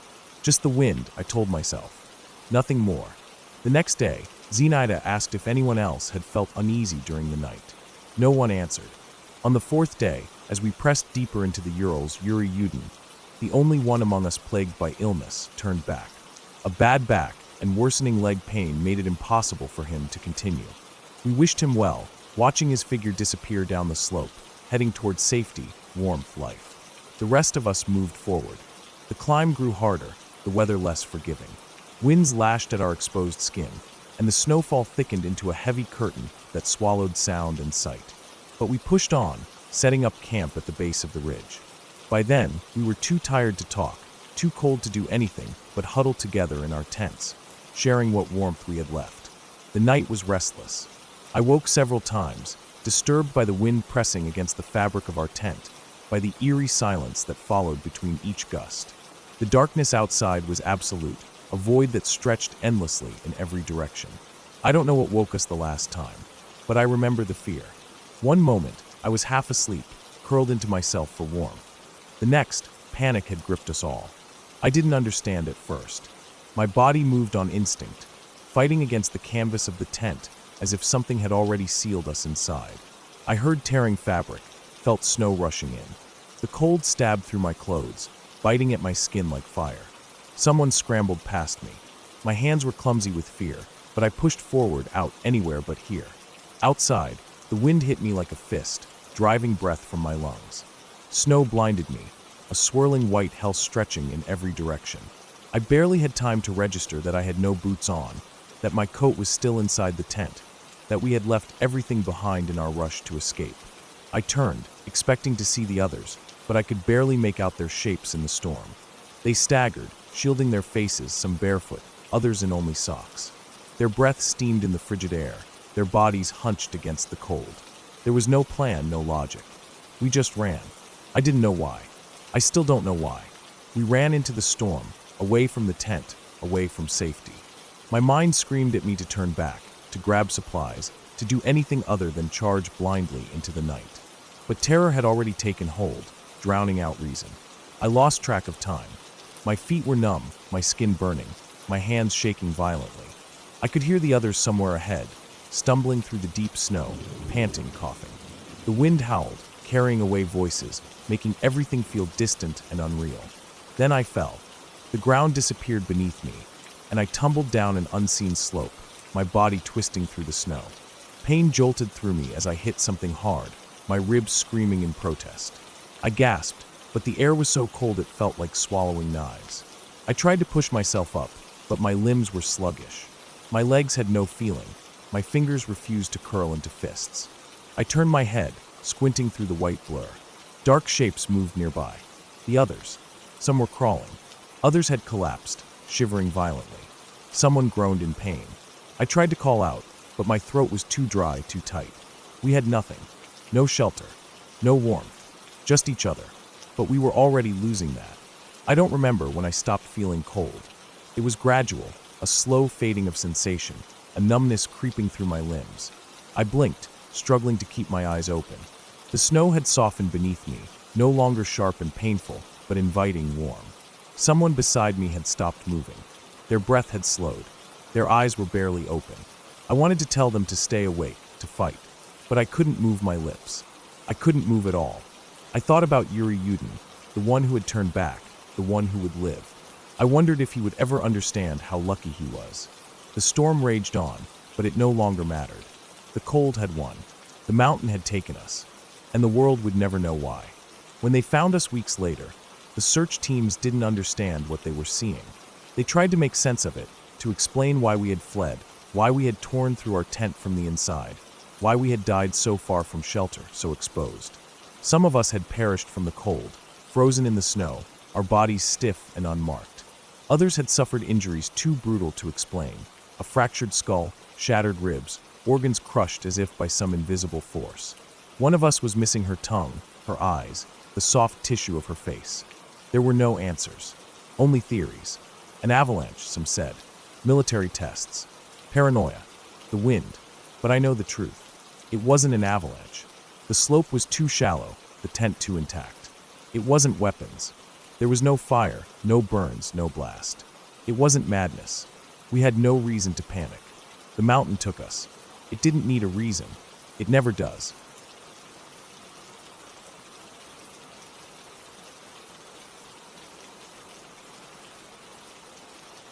I never put much stock in superstitions. Black cats, broken mirrors, walking under ladders. None of it ever really meant anything to me. Even Friday the 13th, the supposed unluckiest day, had always just been another date on the calendar. That changed last year. It was the last Friday the 13th I'd ever spend feeling safe. We had all gathered at my place for a horror movie night, just a group of close friends packed onto my couch, some sitting cross-legged on the floor, a bowl of popcorn being passed around as we worked through our lineup of classic slasher flicks. It had become a tradition of sorts. Whenever Friday the 13th rolled around, we'd get together, turn off all the lights, and try to scare the hell out of ourselves. That night, it was a solid group of 6 of us. The usual crowd. Me, Jason, Lauren, Eric, Sam, and Danny. The energy was lighthearted at first, all of us cracking jokes at the dumb decisions characters made on screen. "Why would you ever go into the basement?" someone muttered as the main character did just that. "Come on, dude, you deserve to die." The mood shifted when Danny's phone rang. She had moved here only a few months ago and still kept in touch with her friends back home. When she saw the name on the screen, she frowned, muttered, "Give me a sec," and stepped outside to take the call. I didn't think much of it at the time. The movie kept playing. Some forgettable character got stabbed. More popcorn was eaten. When Danny came back in, though, everything changed. She looked pale, shaken. Her hands were gripping her phone tightly. Her breathing was off, and she just stood there, staring at the floor. The energy in the room shifted. I paused the movie, and we all turned to her. She didn't say anything at first. It took her a long time to get the words out. She had just gotten off the phone with one of her closest friends from back home, and the story she told us didn't feel real. It felt like something straight out of the movie we had been watching, but it wasn't. It had happened, and it had almost been so much worse. Her friend had gone on a Tinder date the night before. Nothing special, just a casual meetup with a guy who seemed normal enough. She let him pick her up from her house. Big mistake, obviously, but at the time, she hadn't thought much of it. The date itself was fine. Not great, not terrible. Just a regular, forgettable first date. At the end of the night, he dropped her off, and she went about her evening like normal. Took off her makeup, changed into pajamas, put on some Netflix. Then, at around 11 p.m., she started hearing noises. Faint at first. A subtle rattling sound coming from the basement. She didn't think much of it at first. Maybe the house was settling. Maybe it was the wind. Then she heard it again. Louder. A distinct sound, like something shifting, moving. That's when the unease set in. She muted her show and sat completely still, listening. Something was down there. That was the moment when fear kicked in. The kind that wraps around your ribs and squeezes. She didn't go investigate. She didn't play the horror movie protagonist who creeps downstairs to check. She did the smart thing. She went to her room, locked the door, and called the police. What they found when they arrived still haunts me to this day. The guy she had gone on the date with, the same guy who had picked her up, dropped her off, and said goodnight, had broken into her house through a basement window. He had been down there, setting something up. When the police searched the basement, they found plastic wrap covering the floor, a roll of duct tape, a collection of knives carefully laid out. He hadn't been there to rob her. He hadn't been there for some petty crime. He had been planning something much worse. And it was set to happen at midnight, Friday the 13th. I felt sick when I heard it. The entire room had gone silent, the glow of the paused movie screen casting eerie shadows over all of us. Danny's friend wasn't living in that house anymore. She had packed up and moved back in with her parents immediately. The guy, barely any jail time. Some bullshit charge that would let him out within months. She had survived, but only by chance. Only because she had the instinct to go upstairs, to lock her door, to call the police instead of investigating the noises. If she had gone down there, she wouldn't have come back up. And that was the scariest part of all. Not the horror movies, not the urban legends, not the ghost stories we used to tell around the campfire. Real life was scarier, because real life didn't have rules. There were no guaranteed survivors, no predictable plot lines, no dramatic last-minute rescues. If she had hesitated for even a few minutes, we would have been hearing a different story. A true crime case, a news report, a name added to a list of victims. But she had acted, and because of that, she was still alive. We didn't finish the movie that night. The mood was ruined. We all sat there for a long time, the weight of the story pressing down on us like a thick, suffocating fog. Eventually, people started making excuses to leave, suddenly uncomfortable in the dimly lit living room. I didn't blame them. When the last of my friends had gone, and I was left alone in my apartment, I felt it too, that creeping unease, the irrational but undeniable fear that if I turned off the lights, I might hear something I didn't want to hear. A noise from the basement, a shift in the shadows. I double-checked my locks that night, and then I checked them again, because Friday the 13th wasn't just a date on the calendar anymore. It was a reminder, a warning. Some monsters don't wear masks. Some killers don't wait until the credits roll. And sometimes the only thing standing between you and a horror story is luck.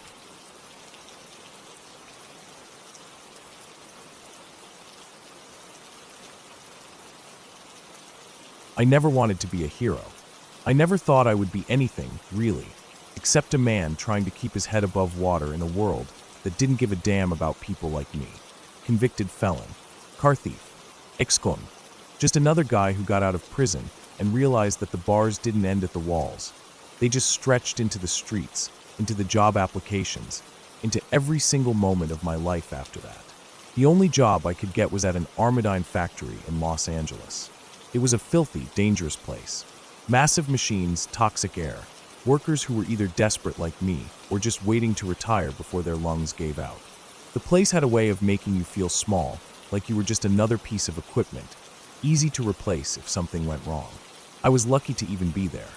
A convicted man didn't have a lot of options. Every day I showed up, punched in, and kept my head down. I worked the line, pushing out metal plates, loading them onto conveyors, making sure nothing jammed.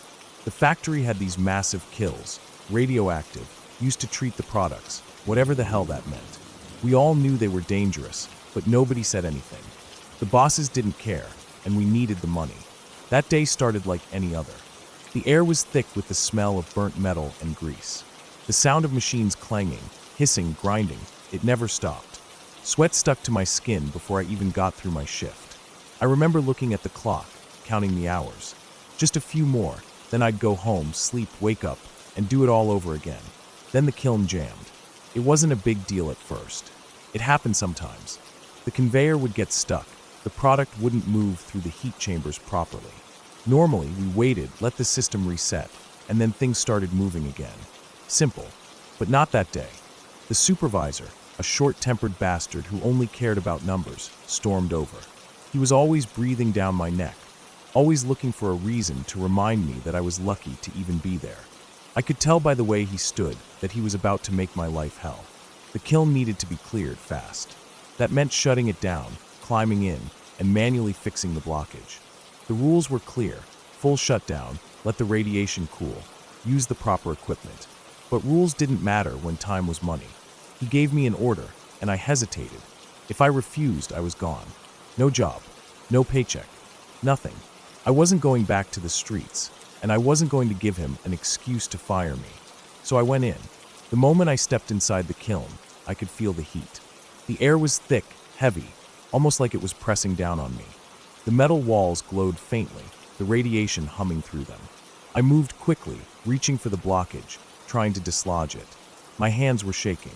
Then the system reactivated. I don't know if it was a mistake, or if someone out there hit the button too soon, but before I could move, the heavy doors slammed shut. The hum grew louder. The radiation surged. I pounded on the walls. I screamed. Nobody heard me. Or maybe they did, and they just didn't care. Seconds passed like hours. My skin burned. My insides twisted, my stomach clenched. It felt like something was eating me from the inside out. The heat wasn't just outside. It was inside me, crawling through my bones, boiling my blood. When the doors finally opened, I collapsed onto the floor. My body was shaking, but I wasn't dead. Not yet. I knew what had happened. I'd seen it before, in old workers who had been exposed to small doses over the years. They coughed up blood. Their hair fell out. Their bodies shut down, slow and painful. But I didn't have years. I had hours, maybe a day, and something inside me snapped. I staggered to my feet. I could feel it, my body shutting down, my insides cooking. But I wasn't going to die there, on that factory floor, like some forgotten piece of scrap metal. I walked out, past the machines, past the workers who stared but didn't say anything, past the supervisor, whose face went pale when he saw me. He knew. They all knew. I left the factory, but I wasn't going home. I had nothing left. No future. No tomorrow. Just the rage burning inside me, hotter than anything in that kiln. I knew where to go. Armadine's main facility wasn't far. The people who ran the factory, the ones who treated workers like garbage, the ones who made the rules but never had to follow them, they were there, sitting in offices. Safe. Comfortable. I wasn't going to let that stand. I stole a car, an old habit I never really lost. My hands were shaking as I gripped the wheel, my skin slick with sweat. The world blurred around me, my vision flickering in and out. I could feel my body shutting down, but I kept going. I crashed through the gates. Security wasn't ready for me. They scrambled, shouting, grabbing weapons. But I was already inside. I didn't have a plan. I didn't need one. I just moved, breaking things, setting fire to whatever I could. Computers, machines, anything that looked expensive. They built their empire on the backs of people like me, and I was going to make them feel it. The pain was unbearable, but I didn't stop. My body was failing, my skin blistering, my breath coming in short gasps. I was dying, but I wasn't done. They tried to stop me. Guards tackled me, hit me, but I kept fighting. I had nothing to lose. I don't know how long it lasted. Minutes, maybe. Then I collapsed. I lay there, staring at the ceiling, my vision going dark. My body was shutting down completely. I could hear alarms shouting. My fingers twitched, but I couldn't move. And then nothing. Max DaCosta died that day. But people didn't forget.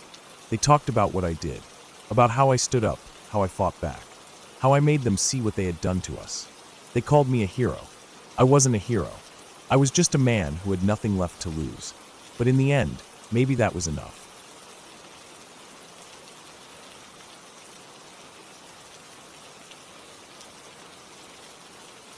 I was 7 years old when it happened. It's one of those memories that sticks in my head, no matter how much I wish it wouldn't. When I close my eyes, I can still see the way the gravel road stretched ahead of us, the way the trees lined the edges like silent witnesses to what was about to unfold. I can still hear the crunch of tires rolling slowly forward, the hum of the engine, the moment when the car lurched and came to a dead stop. And then I remember the screaming, the way his voice tore through the still air, the sharp crack of the gunshot splitting the world apart. It started as just another ordinary day. My grandmother was babysitting me while my mom worked or searched for work, something that had been routine for a while. I loved spending time with my grandmother. She was tough, the kind of woman who never backed down from anything, and I felt safe with her. That morning, we had decided to take a drive out to my great-grandfather's old house. The house was at the very end of a quiet road, tucked away behind a stretch of gravel that led through a few scattered properties. My grandmother had lived there before my great-grandfather passed, and even though it had been years since anyone had lived in the house, we still owned the land. But the house itself was gone. The neighbor, someone we all knew was unstable, had burned it down out of spite. He had wanted to buy the property, but when we refused to sell, he took matters into his own hands. No one ever proved it was him, but we all knew. The drive was peaceful at first. The road was narrow and rough, the kind of gravel road that kicked up dust with every passing car. Tall trees flanked either side, their branches stretching overhead, casting shifting patterns of shade across the ground. I sat in the passenger seat, looking out the window as the trees blurred past. My grandmother drove carefully, the tires crunching over the gravel as we made our way up toward the property. Then we reached the neighbor's house. The house sat at the top of a small rise, a simple structure with an overgrown yard. As we approached, my grandmother slowed the car. The gravel road here had a hump in it, just enough to catch the underside of a low-sitting vehicle. Our car, a 2012 Ford Focus, wasn't built for this kind of terrain. It was low to the ground, and as we eased forward, the undercarriage scraped against the hump and then stopped. The car wouldn't move.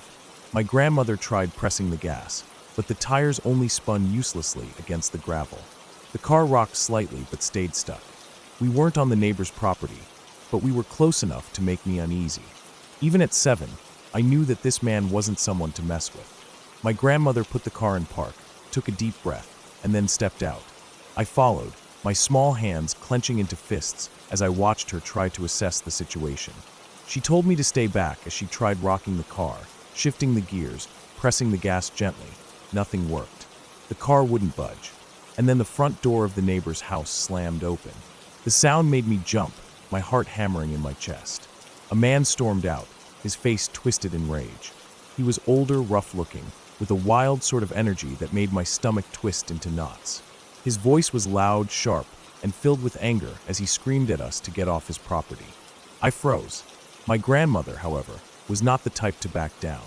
She turned to face him, her hands on her hips, her stance firm. She yelled back at him, her voice just as strong. I don't remember the exact words, but I remember the way they shouted at each other, the way their voices rose higher and higher. The neighbor was furious, his face turning red as he stomped toward us. Then he said something that made my blood run cold. He threatened to push our car off the hill. I don't know if it was the way he said it or the way he glanced toward his truck.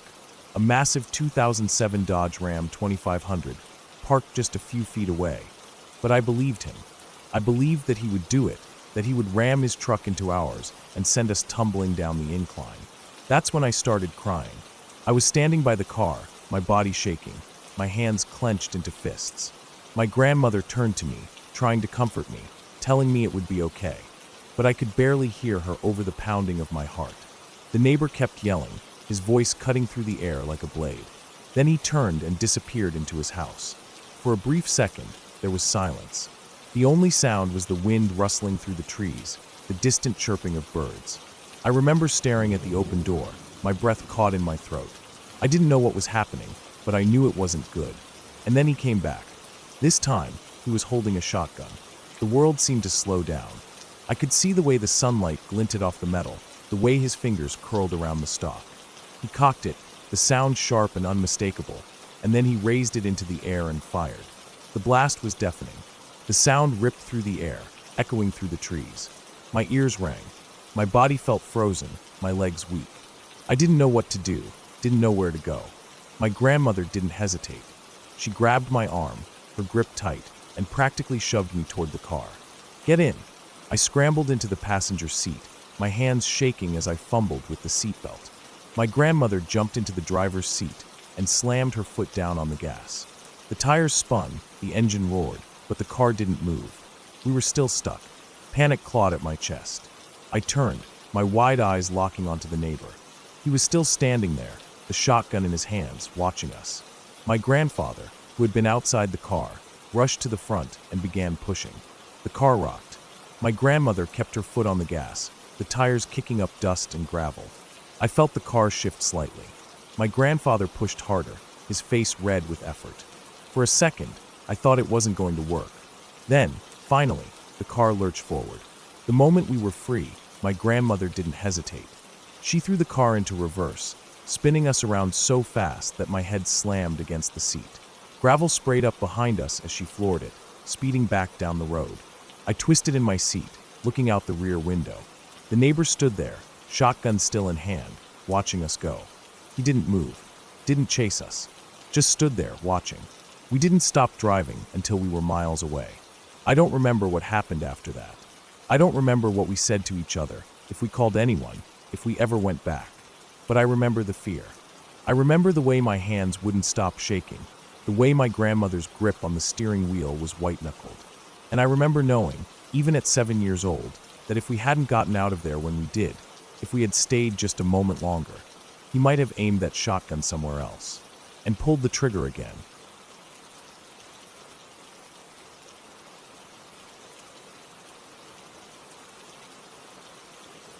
I don't remember a lot from when I was little. Some memories feel sharp, like broken glass buried in the sand, while others are soft, blurred at the edges, like they were never really mine to begin with. But there's one thing I do remember, clear as day, even after all these years. When I was a little girl, I had a McDonald's phone. It was one of those plastic toy phones, bright red and yellow, shaped like the Golden Arches. It didn't make real calls, didn't have any batteries or wires inside, just a hollow shell with buttons that clicked when you pressed them. I used to hold it up to my ear and talk into it for hours. At that age, I didn't have many real conversations with people. I was still learning words, still figuring out how to put them together. But that didn't stop me from talking into that phone like I had someone on the other end. I don't remember everything I said, but I do remember who I was talking to. I was talking to my great-grandma. I don't even know why I was so sure of that. I had never met her. She died before my brother was even born. I was the middle child, stuck between my older sibling, who had memories of things I didn't, and my younger sibling, who would never even have a chance to remember things I did. But somehow, I just knew it was her. It wasn't a thought I questioned. It was a fact, the way kids just know things without needing an explanation.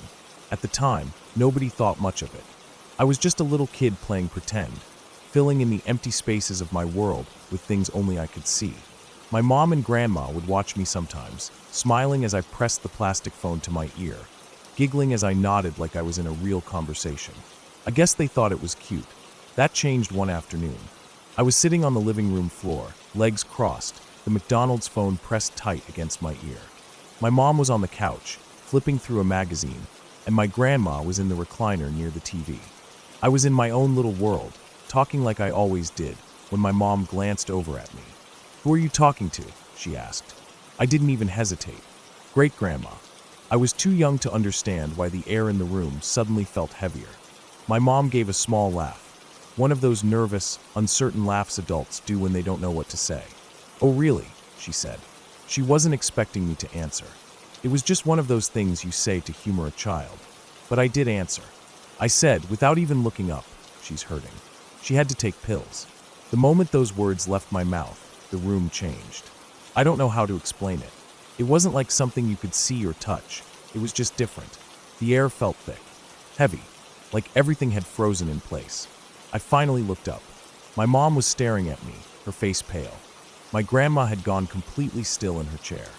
Neither of them said a word, but I saw the way their faces changed, the way their eyes got red and glassy.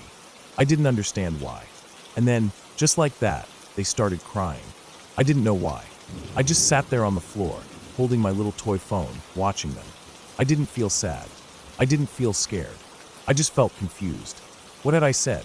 Why were they looking at me like that? I don't remember much else from that day. I don't remember what they told me, if they told me anything at all. I don't remember if they tried to explain, or if they just wiped their eyes and changed the subject, pretending like it never happened. I was too young to hold onto every little detail, but the feeling of that moment, the weight of it, never left me. It wasn't until years later that I learned the truth. My great-grandma had died of an overdose. Nobody in my family talked about it. It was one of those things that got buried under layers of silence, never spoken out loud, never acknowledged. Only my mom, my grandma, my grandpa, and my aunt knew the truth. None of my cousins did. None of my siblings did. I shouldn't have known, but somehow I did. I don't know how. I don't know if I overheard something I wasn't supposed to hear and tucked it away in the back of my mind, only for it to slip out later. I don't know if my child brain picked up on things the adults didn't realize they were saying, piecing together a puzzle I was never meant to solve. I don't know if it was something else, something I still can't explain. All I know is that it happened. It's a memory that sits in the back of my mind, untouched but never forgotten. It doesn't haunt me, doesn't keep me up at night, but it's there. A reminder of something bigger than myself, something I don't have the words for, even now. I don't have the McDonald's phone anymore. It probably got lost somewhere, thrown out with the other childhood toys I outgrew. I don't remember the last time I held it, the last time I pressed it against my ear and pretended to have a conversation. But sometimes, even now, I wonder, who was I really talking to?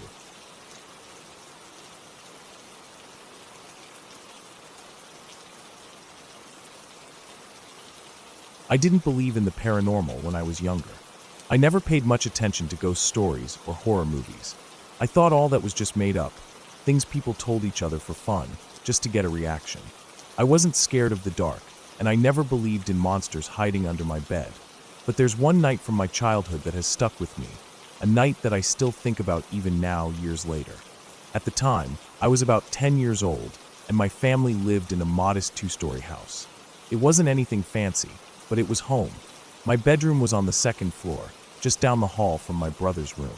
He was 3 years older than me, which made him about 13 at the time. He was involved in Army cadets, so he was often out in the evenings, sometimes coming home late after training. My mom, a single parent, did her best to take care of us, and most nights, she would stay downstairs watching TV while we went to bed. That night wasn't any different. At least, that's what I thought at first. It was late, probably close to 10 p.m. I had already been in bed for a while, lying under my blanket, trying to fall asleep. My room was mostly dark, except for the faint glow of a night light near the corner. I could hear the muffled sound of the television from downstairs, my mom watching one of her usual shows. The house was quiet apart from that. No voices, no movement, nothing unusual. Then, I heard the front door open. It was clear as day, the sound of the latch clicking, followed by the door creaking slightly as it swung inward. My ears perked up immediately. I wasn't scared at first. In my mind, it had to be my brother coming home from cadets. It made sense. He was usually out late, and sometimes he came in quietly, not wanting to disturb anyone. But what happened next didn't make sense at all. I heard footsteps, quick, heavy footsteps, racing up the stairs. Not the careful, quiet steps of someone sneaking in late, but something frantic, urgent. The sound thumped against the floorboards, growing louder as they neared my room. My heart pounded. Something felt off. I turned my head toward my bedroom door, just in time to see someone pass by. At first glance, I assumed it was my brother. He had the same general shape, but something about him was wrong. He was wearing a hoodie, the hood pulled up over his head, and his posture was strange, stiff, rushed, almost unnatural. I couldn't see his face. The hallway was dim, and the shadow from the hood covered everything except the faint outline of his jaw. But even in that brief second, I knew it wasn't my brother. Something about his height, his build, it didn't match. My brother was only about 5 feet 3 inches at the time, still short for his age, but the person I saw was tall, much taller than he should have been. The figure passed my doorway without a glance, moving straight toward my brother's room. And then, Just as suddenly as the noise had started, everything went silent. I lay there, frozen in place.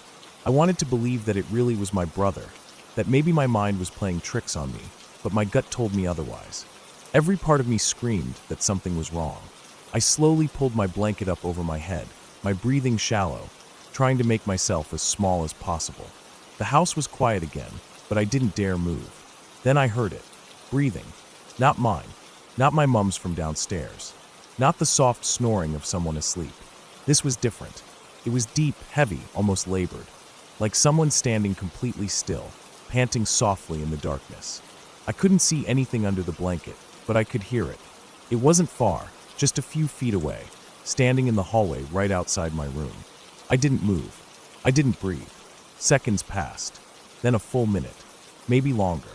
Finally, I heard the sound of slow, deliberate footsteps. Not running this time, just a steady, measured pace. The sound moved past my door, creeping toward my brother's room. Then silence. I didn't know what to do. Should I run? Should I call for my mom? My body refused to move. I just lay there, heart hammering in my chest, waiting for something to happen. But nothing did. Time dragged on. The silence stretched so long that I started to convince myself I had imagined it. Maybe my brother really had come home. Maybe I was overreacting. Then, an hour later, I heard the front door open again. This time, the footsteps were normal, casual, unhurried. A moment later, my brother walked up the stairs and into his room. I didn't move until I was sure he was inside. Then, finally, I let out a breath I didn't realize I had been holding. I barely slept that night. Years passed before I ever mentioned it. When I finally told my mom, she brushed it off, saying it was probably just my brother messing with me. But I knew that wasn't possible. The man I saw was too tall.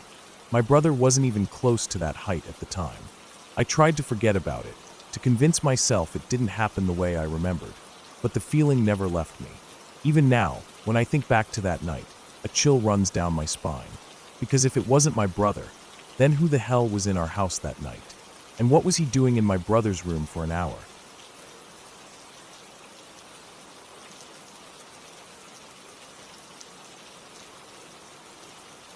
I don't remember how old I was exactly.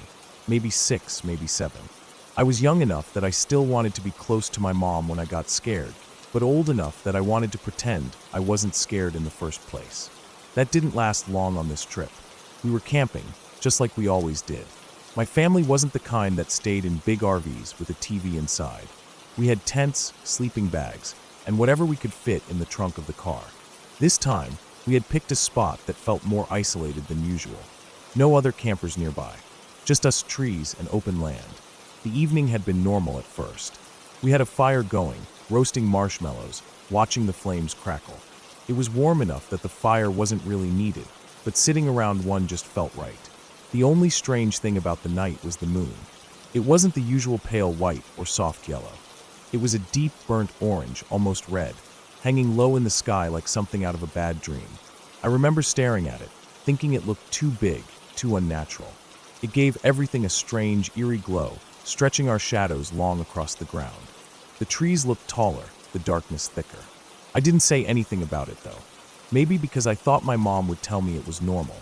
Maybe because I didn't want to sound like a scared little kid. But I noticed that my mom wasn't really looking at the fire much. She kept glancing at the trees, her shoulders tight, eyes squinting into the dark like she was expecting something to step out of it. The first time we heard it, I thought I imagined it. A long, deep moaning sound, like something hurt, but far too big to be a person. It wasn't close, but it wasn't far enough away either. It carried across the open land, stretching out into the night. Then another, and another. Low, hollow moans that seemed to come from different directions, like whatever was making them was moving. Sometimes they stopped for a while, and I thought maybe it was over. Then another one would start again, closer than before. I wasn't the only one who noticed. My mom had stiffened, her hand tightening around her knee. The fire cracked, popping loudly, but it didn't drown out the next moan. This one was louder, longer. Coyotes started howling somewhere in the distance. I didn't know much about coyotes back then, just that they usually howled at night. But something about the way they sounded that night felt different. They weren't just howling. They were yipping, barking, their sounds sharp and nervous, like something had them on edge. My stomach felt weird, like when you know something bad is going to happen, but you don't know what. I didn't want to sit by the fire anymore. It felt too open, too exposed. When my mom said we should all go to bed, I didn't argue. We climbed into our tent, zipping it up tight, but it didn't feel like enough. A thin piece of fabric wasn't going to keep anything out. I curled up in my sleeping bag, staring at the top of the tent, trying to pretend I wasn't listening. But I was, and I wasn't the only one awake. My mom was lying still, but I could tell she wasn't sleeping. I could hear her breathing, slow and controlled. She was listening, just like me. Then, something moved outside. Not just twigs snapping or leaves rustling. This was heavier. Big, solid footsteps crunching against the dry grass, shifting the dirt. It wasn't fast. Whatever it was walking. Slowly. Then that awful moaning sound came again. It was close now, right outside the tent. I wanted to look. I wanted to unzip the flap just a little, just enough to see what was making that noise. But I couldn't move. I was frozen, gripping my sleeping bag so tight my fingers hurt. Another step. Another. Something brushed against the side of the tent. Not hard. Not like it was pushing against it, just barely enough that I knew it was there. The fabric shifted slightly, the noise sending a chill up my spine. The moaning was right outside. It wasn't human. It wasn't an animal I recognized. It was deep, broken, almost painful, like something old and dying, dragging itself through the dirt. It made the tent feel even smaller, like it could collapse in on us at any second. I couldn't take it anymore. I crawled across the tent as slowly as I could until I was right next to my mom. I pressed against her, waiting for her to say something, to tell me it was okay. But she didn't. She didn't move at all. And then, just when I thought it couldn't get worse, more footsteps joined in. There wasn't just one thing out there. There were several. I could hear them moving, circling, slow and heavy. Something snorted, exhaling loudly, followed by another long moan. I squeezed my eyes shut, too scared to even breathe. I don't remember when I finally fell asleep. Just that at some point, exhaustion won over fear. The next thing I knew, the sun was up. I could hear my family moving outside, talking casually like nothing had happened. Like we hadn't spent the night surrounded by those awful sounds. I sat up slowly, my body stiff from curling up so tight. My mom was already outside. I could hear her rummaging through the cooler, sorting through breakfast stuff. I crawled out of the tent, blinking against the bright morning light. And then I saw it. The ground was covered in tracks. Big, deep hoof prints pressed into the dirt, crisscrossing all around the campsite. Some were close to the tent, too close. And then I noticed the other thing. Cow's hit. Everywhere. Piles of it scattered around the tents, near the fire pit, even close to where I had been sleeping. It didn't make sense. I had seen cows before. I had heard them before. They made normal cow noises, low, steady mooing, nothing like the sounds from last night. But those moans, those awful, hollow moans that had sent chills down my spine, that had kept me frozen in terror, unable to move or breathe, those had been cows. I just stood there, staring at the mess, trying to make sense of it, trying to convince myself that I had been scared of something so harmless. But deep down, I wasn't convinced, because I knew what I had heard, and I never wanted to hear it again.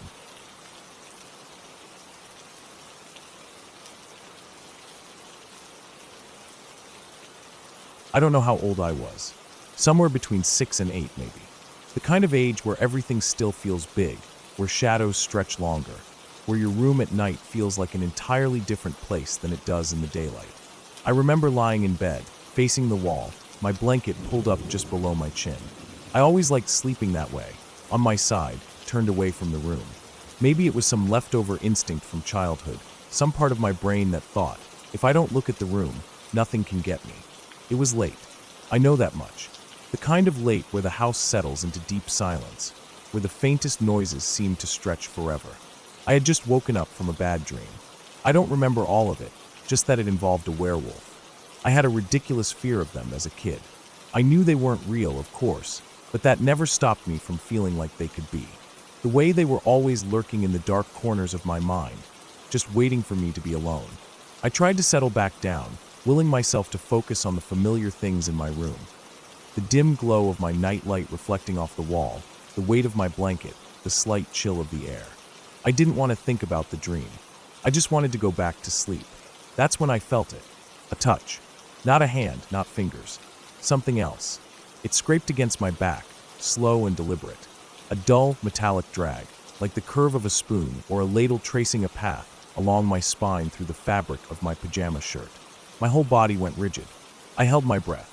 My mind, still half tangled in the dream, screamed werewolf, but that didn't make sense. That didn't make sense at all. I tried to convince myself I had imagined it. Maybe my blanket had shifted. Maybe I had moved just enough to make it feel like something had touched me. Then it happened again. A tapping. Light, precise, pressing against my back in quick, calculated motions. Not random. Not like something brushing against me by accident. I couldn't move. I wanted to.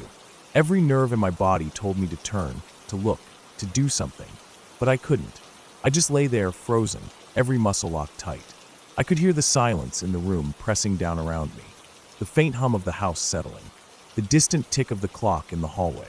Nothing else. I told myself to count. Counting made time feel real. Counting made me feel like I had control over something. I counted each slow second in my head.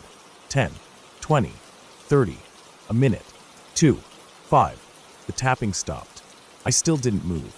My ears strained, trying to pick up any sound behind me. Nothing. Just the quiet, the heavy stillness of the room. My own breathing, shallow and careful. I don't know how long I stayed like that. 10 minutes? 15? It felt like an hour. Maybe longer. The kind of time that stretches endlessly when you're too scared to move. Then I turned. Slowly, carefully, barely breathing. I shifted just enough to glance over my shoulder. And I saw it. My wardrobe shook. Not a small shift. Not the way furniture settles when the house creaks. It shook. A sudden, violent jerk, as if something inside had slammed against it. The whole thing rattled for a second, then went still. My stomach clenched so hard I thought I would throw up. My breath caught in my throat. I didn't move for a long time. I just stared, waiting, my heartbeat hammering so loudly I thought it would shake the room itself. And then I screamed. I screamed for my parents, for anyone. I didn't stop. I kept screaming until I heard them rushing down the hall, their footsteps pounding against the floorboards. The door burst open. Light flooded in. I sat up so fast I got dizzy. My blanket pooled around my waist, my whole body trembling. My parents were already speaking, asking what was wrong, but I barely heard them. My eyes were locked on the wardrobe, my breath coming in ragged, shallow gasps. It was still. Completely still. My mom flipped on the overhead light, the sudden brightness making my eyes sting. My dad crossed the room, pulling the wardrobe doors open in one swift motion. Clothes, toys, old books, all exactly where they should be. Nothing out of place. Nothing inside. Nothing there. They told me I was dreaming, that I had imagined it, that I had worked myself up because of a bad dream. They checked under my bed, in the closet, in every possible place something could hide. Nothing. But I know what I felt. I know what I saw. I didn't sleep for the rest of the night. I just sat in bed, knees pulled to my chest, my eyes never leaving the wardrobe. Every tiny noise made my skin crawl. Every shadow made my breath catch. I waited for something else to happen, for the tapping to return, for the wardrobe to shake again. But nothing did. By morning, the fear had settled into something else. Not relief, not comfort, just a cold, quiet knowing. It happened again, years later. I was older then, wiser. I had mostly outgrown my fear of werewolves, of monsters in the dark. But one night, I woke up, same position, facing the wall, and I felt it again. A tap. The same precise, calculated touch. I didn't move. I didn't breathe. This time, I didn't even count. I just waited. It lasted longer this time. Maybe 15 minutes. Maybe more. Then, as before, it stopped. And when I finally gathered the courage to turn, my wardrobe shook again. I told my parents the next morning. They brushed it off. Said I had always been imaginative. That I had a habit of dreaming things so vividly, I believed they were real. But here's the thing. I don't believe in ghosts. I don't believe in fairy tales or spirits or things lurking in the dark. But I believe in what I felt. And I know the difference between a dream and something real. I never figured out what happened. Never got an explanation. But to this day, even as an adult, I never sleep with my back to the room. Just in case.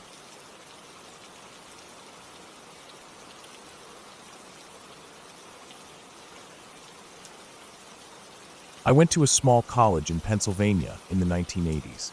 It was the kind of place that felt safe, the kind of town where people didn't lock their doors, where the biggest crime you heard about was someone getting too drunk and making a fool of themselves at a party.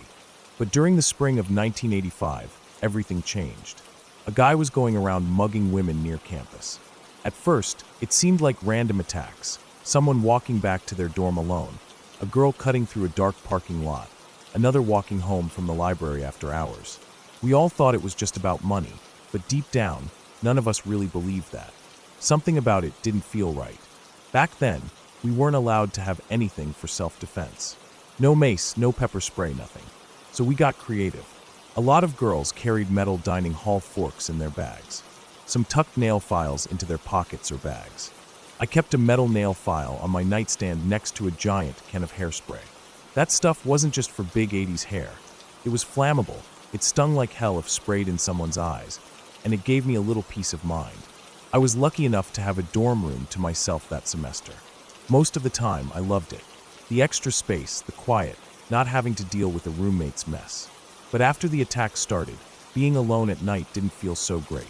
Every night before bed, I checked the closet, under the bed, made sure my window was locked. I even had a system for emergencies. Before I went to sleep, I would dial the phone number of our dorm counselor, let it ring once, and then hang up. That way, if anything happened, I could just hit redial, and he'd be on the other end. I never really expected to need it. Then one night, everything changed. It was late. I don't remember the exact time, but most of the girls on my floor had already settled in for the night. Some were probably still awake, reading or talking, but the hallway was quiet. No music, no voices, just that kind of peaceful stillness that makes you feel safe. Then I heard the stairwell door open. It wasn't loud, but in the silence, it was enough to make my stomach clench. I sat up in bed, heart suddenly pounding. The only people who used that stairwell at this time of night were the girls who lived on this floor. But this didn't sound like one of them. The footsteps were slow, heavy, and then came the breathing. It was deep, labored, like someone struggling to control themselves. I felt the hairs on the back of my neck stand up. I sat there frozen, barely breathing, listening as he moved down the hall. I could hear the shuffle of his shoes, the way he stopped at each door for just a moment before moving on. My stomach twisted. Then he stopped outside my door. I could see his shoes through the crack under the doorframe. Scuffed sneakers, dark-colored, too big to belong to any of the girls who lived here. His breathing got louder. I sat there, gripping the blanket, so hard my fingers ached. My heart was pounding so hard I thought he might hear it. I tried to remind myself that my door was locked, that he couldn't get in, but that didn't make me feel any better. Then I heard a snap. My dry erase board. We all had them on our doors for leaving messages. I had a marker attached to mine with a little plastic clip. I heard the sound of it breaking off, followed by the quiet clatter of plastic hitting the floor. Then nothing. I sat there frozen, staring at the tiny space under the door. Then his fingers appeared. Just the tips, barely visible, reaching under the door as he fumbled to pick up the marker. My whole body locked up. My skin felt too tight, my breath stuck in my throat. The fingers disappeared. A second later, I heard the soft click of the marker being snapped back into place. Then the footsteps started again, moving farther down the hall. I didn't move. I couldn't. Then he stopped again. I realized, with sudden horror, where he had stopped. The girl down the hall. The only one who hadn't locked her door. I didn't even have time to think before I heard it. A sudden rustling. Movement. A shift in the air, like something was about to happen. Then the screams. "Get the fuck out of my room." The words came out in a panicked shriek, followed by another voice, just as terrified, just as angry. The spell that had been holding me in place shattered. I lunged for my phone, hitting redial. But I wasn't the only one. Suddenly, the whole dorm was alive with noise. Doors unlocking, feet hitting the floor, the sound of someone sprinting down the hallway. Then, just as suddenly, a door slammed open. I heard him bolt. His footsteps pounded against the linoleum. Then the stairwell door slammed shut so hard it rattled the walls. Then silence. For a second, no one moved. Then every door on the floor flew open at once. We all spilled out into the hallway, voices tumbling over each other, some girls crying, others yelling. My dorm counselor was already on his way up, a campus cop right behind him. The girl he had gone after was shaking but unhurt, standing in her doorway with her roommate, still pale from shock. They caught him that night. He didn't get far. Campus security spotted him running and tackled him before he even made it off school property. I didn't sleep that night. None of us did. We stayed up together in one of the bigger rooms, talking in hushed voices, still on edge, still processing what had happened. The next day, the rumors started. The cops said he had been watching her, that she wasn't just a random target, that this had been planned. We still didn't know exactly what he wanted to do, but it was clear it wasn't just a mugging. And then I found out something that made my stomach drop. He was in my math class. I had sat near him, maybe even spoken to him, without realizing what he was. I hadn't noticed anything off about him. I had just assumed he was another student, just another face in the crowd. That was the scariest part of all. He wasn't some shadowy figure lurking in the dark. He was just there, blending in, invisible until the moment he wasn't. After that night, I never slept in my dorm room alone again.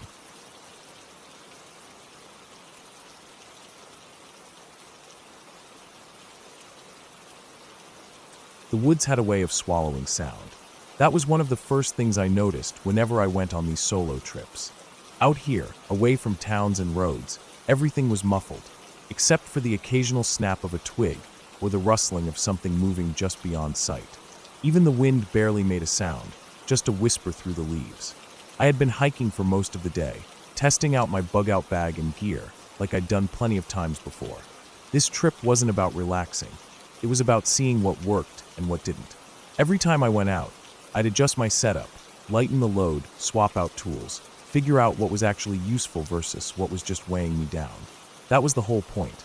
I wanted to know that if I ever needed to rely on this gear for real, I wouldn't be finding out the hard way that something was useless.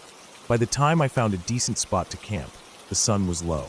It wasn't dark yet, but the shadows stretched long, and the light had that deep orange glow that signaled the day was almost done. The place I picked was just off the main trail, tucked between a pair of sturdy trees that were the perfect distance apart from my military hammock tent. Setting it up was second nature by now. I got the straps around the trees, made sure everything was level, then secured the rain fly. My tent blended right in, OD green, barely visible unless you were looking for it. That was the point. I didn't need to be seen. Once the hammock was up, I got a fire going. I kept it small, just enough for warmth and to boil some water. Then I started pulling out my gear, spreading it out around me to go through it. Knife, multi-tool, ferro rod, paracord, extra socks, ammo, pistol, rifle. I laid everything out, checking weights, considering what was worth carrying and what I could ditch next time. I was in the middle of testing a new compact stove when I heard movement coming down the trail. 2 people. A couple, from the sound of their voices and the way they walked. Light steps, no heavy packs, probably just out for a short hike before heading back to wherever they came from. I wasn't worried. I wasn't doing anything wrong, but I knew how I must have looked. A guy sitting alone in the woods, surrounded by gear, no tent in sight, just a fire and a pile of weapons laid out around him. They saw me. I could tell from their footsteps, first steady, then hesitant, then stopping altogether. They hadn't expected to run into someone like me. Most people hiking out here were in bright jackets, carrying little day packs. They weren't used to seeing someone with a fully loaded bug-out setup, let alone a guy sitting in front of a fire with a rifle resting on his pack. I looked up. They stood there for a second, just on the edge of my camp. Then they were gone. No small talk, no introductions. They just turned and left, quick but not running. I could almost hear them thinking, *, don't act scared, just leave, don't turn your back too fast, *. I couldn't blame them. If I had been in their shoes, I might have thought the same thing. Some guy alone in the woods, armed to the teeth, no tent in sight? If they hadn't seen the hammock, they probably thought I was just sleeping in the dirt like some lunatic survivalist. I sighed, shaking my head as their footsteps faded. That was something I never really thought about before. I spent so much time making sure I wasn't vulnerable out here that I never considered what it might look like to someone else. To me, this was just a routine gear test. To them, it must have been like stumbling across a backwoods psycho in the middle of nowhere. It was a funny thought. I ate my meal, packed up the gear I wasn't using, and climbed into the hammock. Like always, sleep didn't come easy. The hammock shifted with every move, swaying gently between the trees. The fabric was thin enough that I could feel the cold seeping through my back, even with the sleeping pad underneath me. I'd dealt with worse, though. Somewhere in the night, I woke up to the sound of something moving outside my camp. I stayed still listening. Could have been anything. A deer, a raccoon, maybe even just the wind. I checked my watch, just past 3 a.m. I reached down slowly, feeling for my flashlight. Then I stopped. The last thing I wanted was to light myself up like a beacon. Instead, I listened. Waited. Whatever it wasn't coming closer. Just passing through. I let my eyes close again. Morning came slow. The sky was a dull gray when I crawled out of the hammock. The fire had burned out to cold ash, and everything was damp with morning dew. I packed up quick, breaking down the hammock and loading up my gear. No point in hanging around longer than I needed to. As I made my way back to the main trail, I thought about that couple again. They were probably still talking about me. Maybe they'd tell their friends about the weirdo they ran into in the woods, the guy with all the guns sitting by a fire with no tent. I smirked. Next time, I'd set up camp a little deeper in, out of sight, just in case.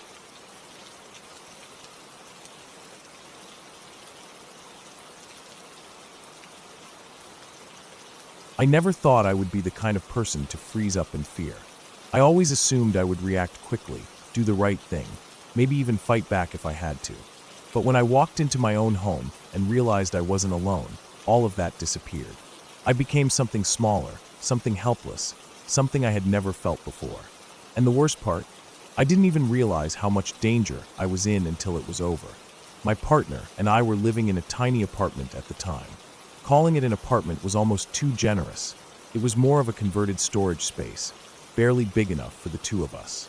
The kitchen, living area, and entrance were all one small room, and above that was a cramped loft where we had shoved a bed and a dresser. A ladder-like set of stairs led up to the sleeping area, and the only bathroom was tucked just beyond it. The whole place was designed to be functional, but not exactly comfortable. The worst part about the layout was the window in the bedroom. It was big, too big for a place that small. Someone had installed it ages ago, probably to make the loft feel less suffocating. But the problem was it could be accessed from the outside.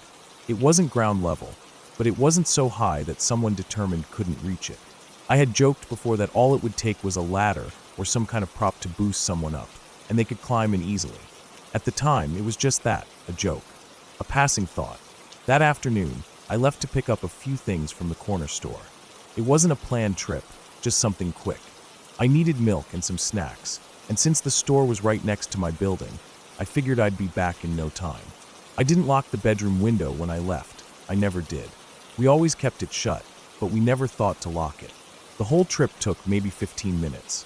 I walked the same sidewalk I always did, grabbed my things, and even chatted with the cashier for a moment before heading back. Everything was normal. I didn't feel watched. I didn't notice anything unusual. But the second I stepped through my front door, I heard it. A rustling sound. Something moving upstairs in the loft. At first, I didn't think much of it. I had left in a hurry.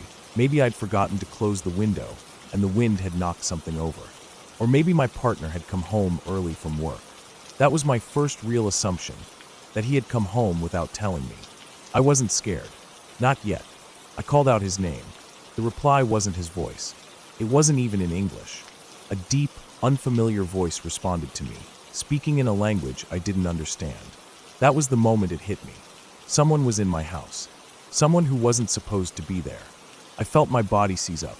My heart jumped so hard it felt like it was trying to claw its way out of my chest. My hands went cold. My legs felt weak. I had never felt fear like that before. Not fear that was real. Fear that was in my own home. I don't even know what I screamed. I think I told him to get out, that I was calling the cops, that he had no right to be there. Maybe I just yelled nonsense. My voice felt distant, like I wasn't even the one speaking. I heard movement, the sound of blinds rattling, the creak of the window shifting, then silence. I don't know how long I stood there, frozen. My brain felt stuck, unable to decide what to do next. Then, suddenly, I remembered my phone. I had left it on the bed upstairs. For some reason, that snapped me back to reality. I needed my phone. I needed to call the police. I needed to get help. My feet moved before I could even think. I sprinted up the stairs, nearly slipping as I reached the top. The bedroom was empty. The window was wide open, the blinds swaying slightly from the motion. I grabbed my phone and dialed with shaking hands. The dispatcher answered almost immediately, but I barely registered what they were saying. I forced the words out, trying to explain what had happened, but my mouth felt dry. My thoughts were jumbled.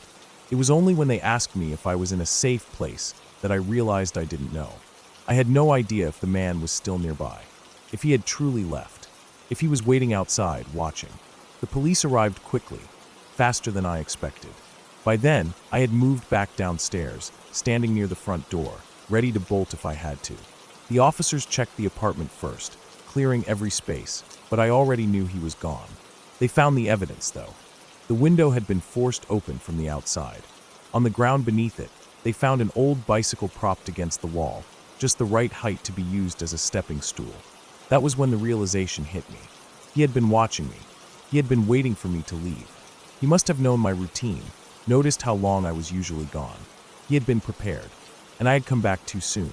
The police didn't give me much comfort. They told me they would patrol the area, that they'd keep an eye out, but there was no guarantee the guy wouldn't come back. They didn't even know who he was. No cameras, no clear description. Just a voice, a presence. I didn't sleep that night. I didn't sleep for a lot of nights after that. Every time I closed my eyes, I pictured him standing in my bedroom, rifling through my things. What had he been looking for? Money? Electronics? Or had he been after something else? I started double-checking the locks, then triple-checking, then quadruple-checking. Every time I left the house, I felt like someone was watching me, waiting for me to slip up. The worst part was knowing that he had gotten inside so easily, that my home, my space, wasn't as safe as I thought. We moved out a few months later. It wasn't just because of the break-in, but that was part of it. I couldn't stay there anymore. Every sound at night sent my heart racing. Every shadow felt like it was hiding something. Even now, years later, I still think about that day. About how close I came to something worse. About how lucky I was that he left when he did. And the scariest part? I'll never know what would have happened if I had come home just a few minutes later.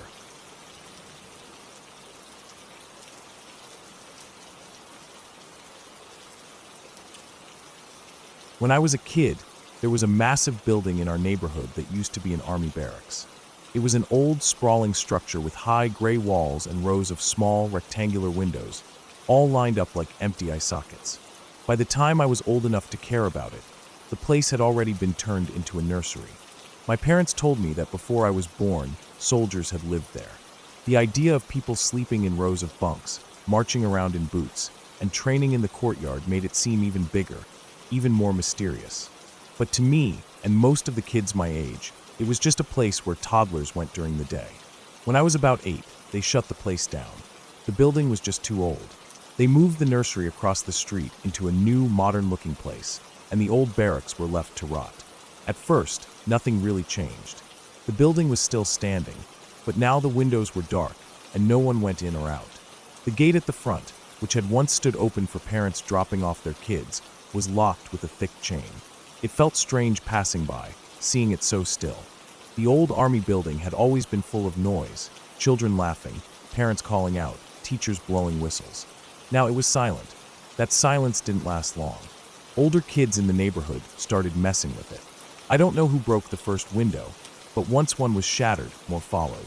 Within weeks, most of the glass on the lower floor was gone, leaving sharp edges that caught the light at sunset.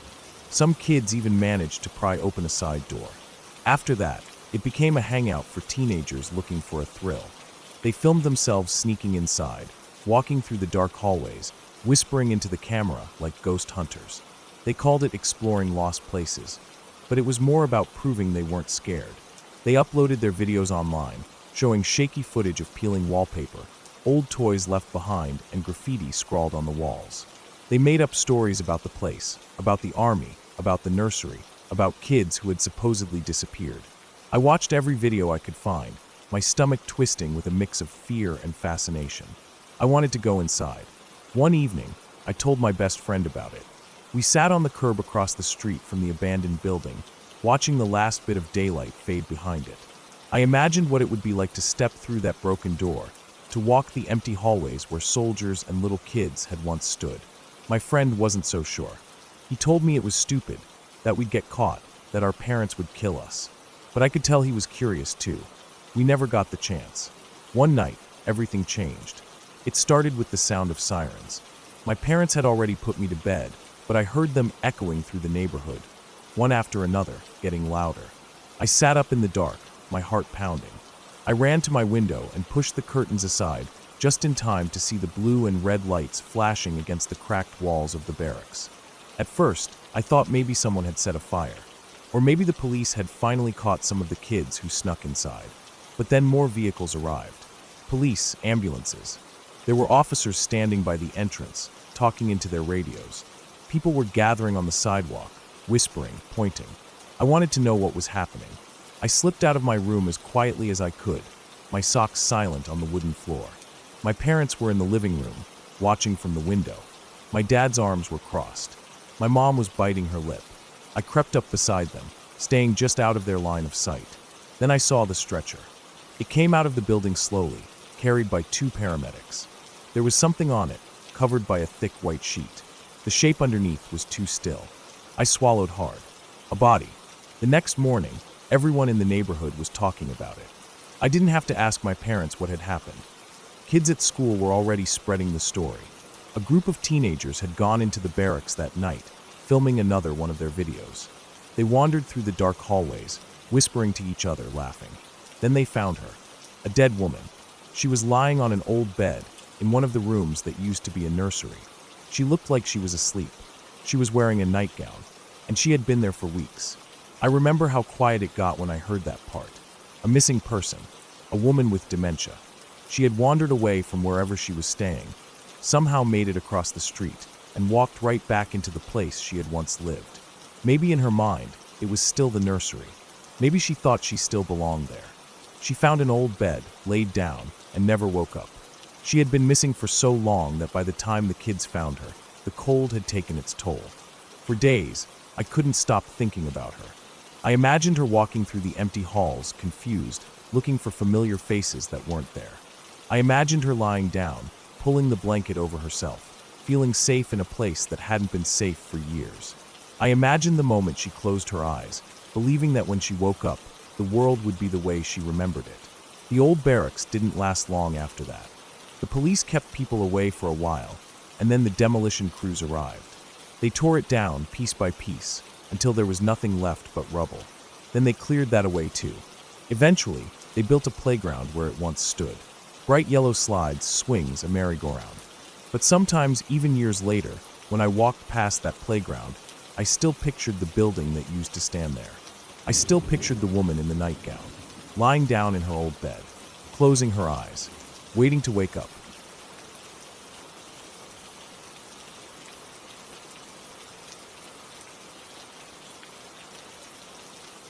College had been a mix of freedom and routine. Northern California was beautiful, and my house, an old rental shared with 3 other women, sat in a quiet neighborhood just a few blocks from campus. We weren't in the nicest part of town, but it was far from the worst. The kind of place where you felt safe most of the time, but you still locked your doors at night. It was a Saturday night, and my roommate and I had been drinking.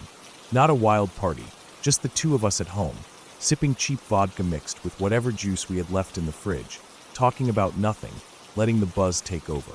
At some point, I stretched out on the couch, comfortable and warm under the weight of alcohol, and let sleep pull me under. The next thing I knew, I was waking up to the doorbell. At first, I didn't register it as something real. My head felt thick, my body heavy. The sound pushed into my dreams before pulling me out of them completely. It wasn't the sharp, sudden chime of a single press. It was repetitive. The doorbell rang, stopped, then rang again. I groaned, turning onto my side, pressing my face into the couch cushion. My mouth was dry, and my head ached in that way it does when you've been drinking and then sleep too hard.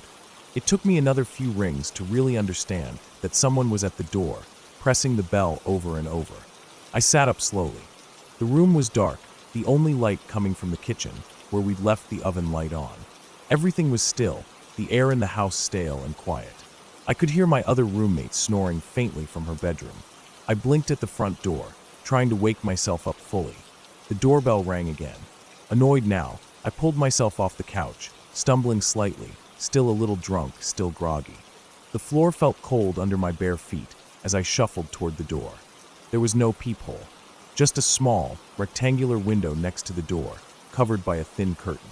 I reached for it, moving it just enough to peek outside. My roommate was standing there, shifting from foot to foot, her arms wrapped tightly around herself. Her face was pale, eyes wide. I blinked at her, still sluggish, my brain working too slowly to process anything. I unlocked the door and pulled it open. She shoved past me, almost knocking me off balance, slamming the door shut behind her. That's when I saw him. Through the thin curtain, a figure moved. Just at the edge of the porch light's glow. A man, dressed in dark clothing, a hood pulled over his head. He stood just beyond where my roommate had been, half hidden in the shadows of our overgrown front yard. I froze, my hand still on the doorknob. My heartbeat thudded against my ribs. The man hesitated for a second, then turned and ran. It wasn't fast at first. More of a casual jog, as if he wasn't in a hurry, as if he didn't need to be. Then, just before disappearing past the neighbor's fence, he sped up, his body disappearing into the dark. I stood there, staring after him, every hair on my body standing on end. Inside, my roommate was breathing hard, still clutching her arms, her whole body tense. I didn't know what to do. I turned the deadbolt and double-checked it. Then I did the same with the chain lock, pulling it tight. My hands were shaking. I went to the window again, this time moving the curtain just enough to scan the street. Nothing. The sidewalk was empty, the night still. But my heart wouldn't slow down. Slowly, I turned to face my roommate. She was shaking. Her face was damp with sweat. She looked like she wanted to collapse, but was forcing herself to stay upright. I looked at her, then back at the door, and something clicked. That man had been standing behind her. When I had hesitated, when I had taken my time getting off the couch, rubbing sleep from my eyes, stumbling toward the door, she had been outside, ringing the bell over and over, with him standing right behind her. A fresh wave of nausea rolled through me. I locked the door again, pressing my palm flat against the wood, as if that would somehow make it stronger. My legs felt weak, and I suddenly wanted to throw up. She had been ringing the bell for what felt like forever, and I had just been lying there, half asleep, annoyed. I didn't know how long he had been following her. I didn't know how close he had gotten before she made it to the porch. I only knew that he had been there, that he had stood just behind her, close enough that I could still see the shape of his body in my mind, and that when I opened the door, when she ran inside, he hadn't chased after her. He had run the other way, as if he hadn't wanted me to see him, as if he had already decided she wasn't worth the trouble anymore. I sat down on the couch, my knees weak, my breath shallow. My roommate stood there for a long time, staring at the door, before finally sitting down next to me. Neither of us spoke. There was nothing to say. We stayed like that for a long time, listening to the silence outside, waiting for something else to happen. But nothing did. The next morning, in the light of day, things felt different. The fear wasn't as sharp, but the unease remained, settling deep in my stomach. We talked about it over coffee, going over everything in careful detail, trying to make sense of it. We didn't call the police. Maybe we should have, but we didn't. What could we say? That a man in a hoodie had followed my roommate home? That he had stood outside our house for a few seconds before jogging away? We checked the news. There was nothing new about the guy on the loose. No updates. No arrests. Just the same warnings, the same reminders to be careful. Life went on. We went to class. We locked our doors. We didn't walk home alone. But that night stayed with me, because I had almost left her outside longer, because I had taken too long to get up, because when I looked through that curtain, I had seen him, standing there watching, and because 10 years later, I still think about it.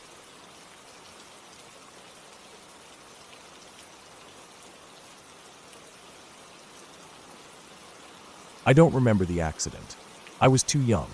I don't remember the impact, the sound of metal crumpling, the way the world must have jolted as everything changed in an instant. But I do remember flashes of feeling, small fragments of something I could never piece together on my own. The warmth of my car seat beneath me, the smell of something burning, the muffled cries of my mother somewhere close, her voice frantic but distant, like I was floating somewhere between sleep and waking. Everything else, I know from the stories my mother and our family friend told me years later, and what they told me still makes my stomach twist.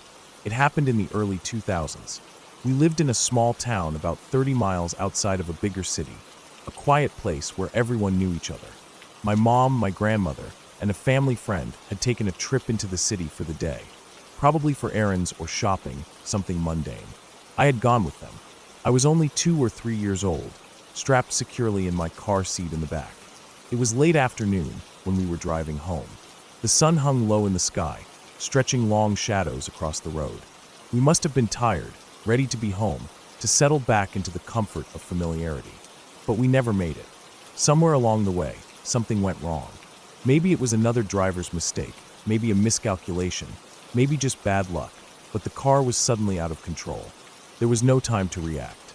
The impact was violent, sudden, a force that tore through the quiet of the drive like an explosion. The world flipped, or maybe it only felt that way. When the car finally came to a stop, everything was chaos. Our family friend had been driving separately behind us. She saw everything, how the car spun, how it finally came to rest in a crumpled heap of metal and shattered glass. Somehow, miraculously, she had avoided the wreck herself, pulling to the side of the road as quickly as she could. She ran to us, heart pounding, breath coming too fast. Inside the car, my mother was in shock. I don't know if she felt the pain yet. Maybe adrenaline had dulled everything. Maybe her mind had shut down everything except one thought: me. She kept asking over and over, "Where's my baby? Is my baby okay?"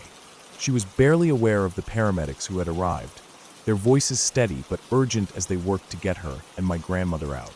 In the confusion, in the noise and movement, no one noticed the other van at first. It had pulled over just after the crash, as if it had been following closely behind.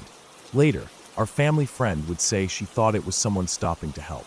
Maybe another witness, another driver who had seen what happened and wanted to assist. But there was something off about it. It was white, older looking, with dark tinted windows. The kind of van that made you uneasy without knowing why. And then the door slid open. A woman stepped out. An old woman, small, white as snow, moving with unsettling urgency. She didn't hesitate, didn't look around in confusion like a bystander might. She went straight for the back seat.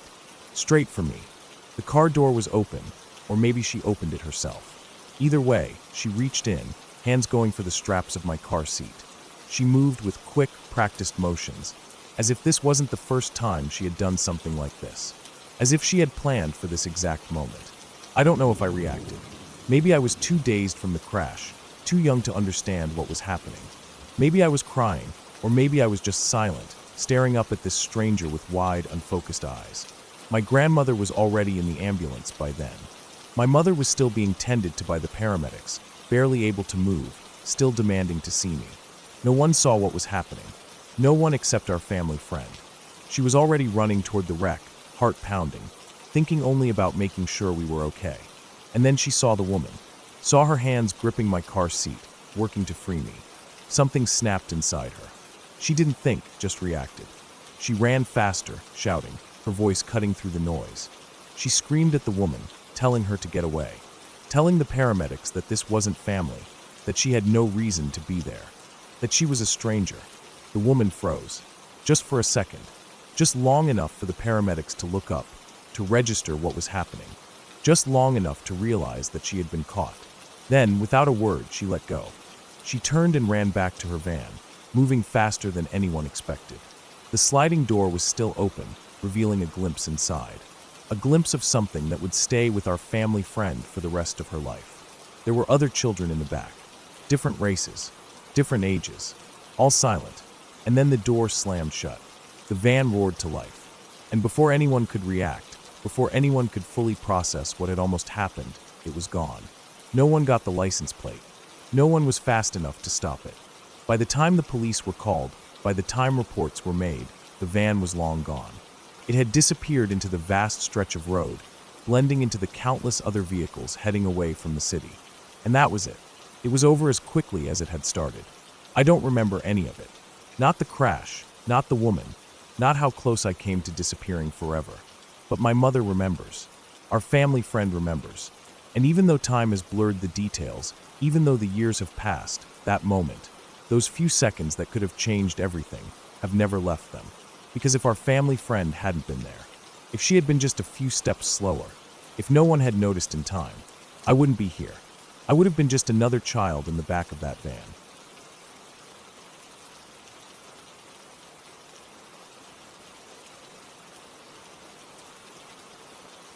It was late, later than we probably should have been out.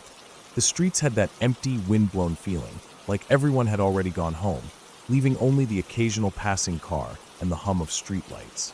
My friend and I had been out with a larger group, but we had split off, stopping at a local coffee shop before heading back. I don't remember what exactly we had been talking about when we first walked in, just idle conversation, something that felt completely unimportant afterward. What I do remember was the air in the shop, warm, slightly stale with the smell of coffee grounds, a faint trace of cinnamon, and something almost sour lingering under it all. The place wasn't busy.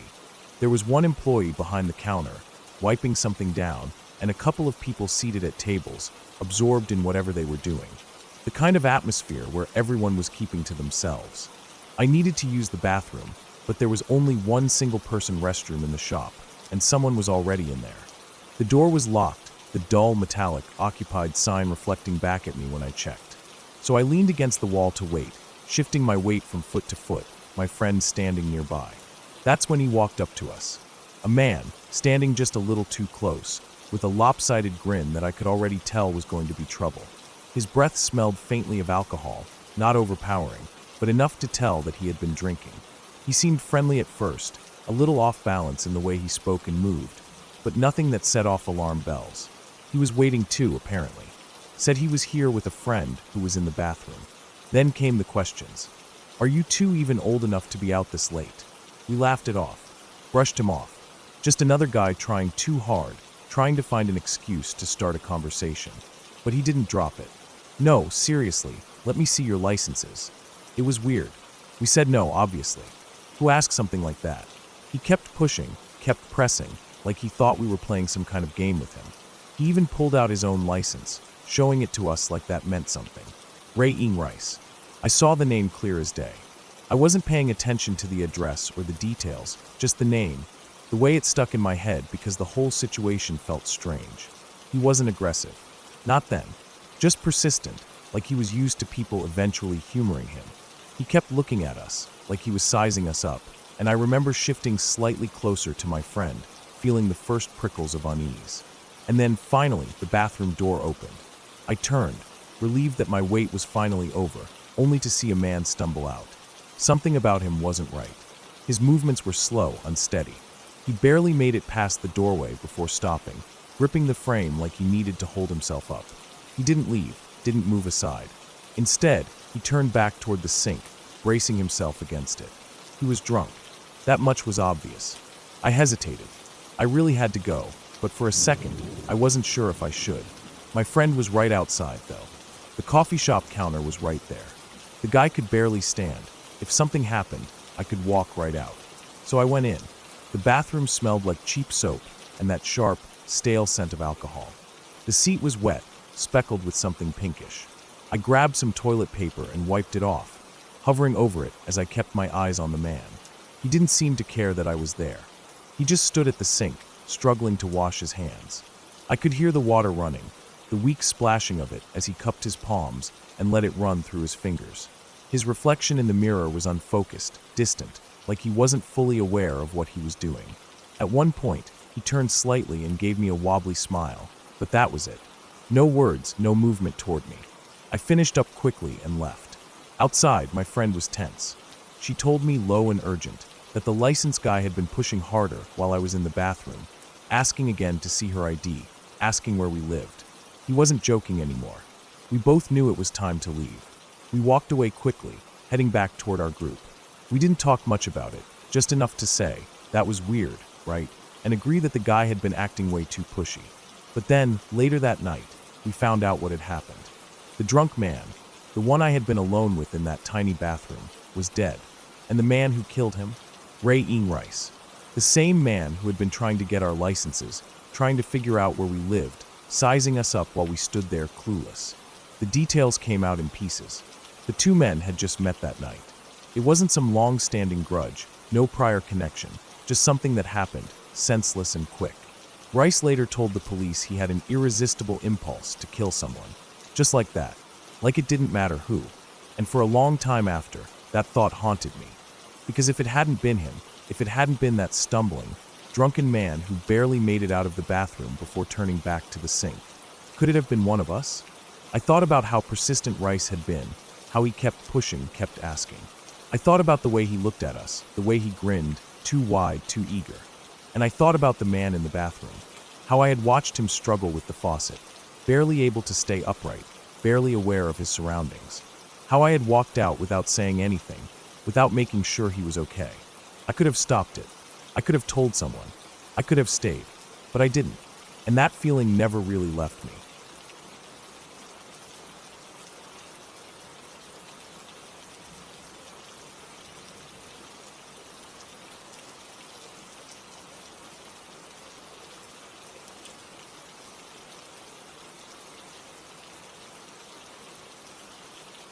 I was 12 the summer it happened.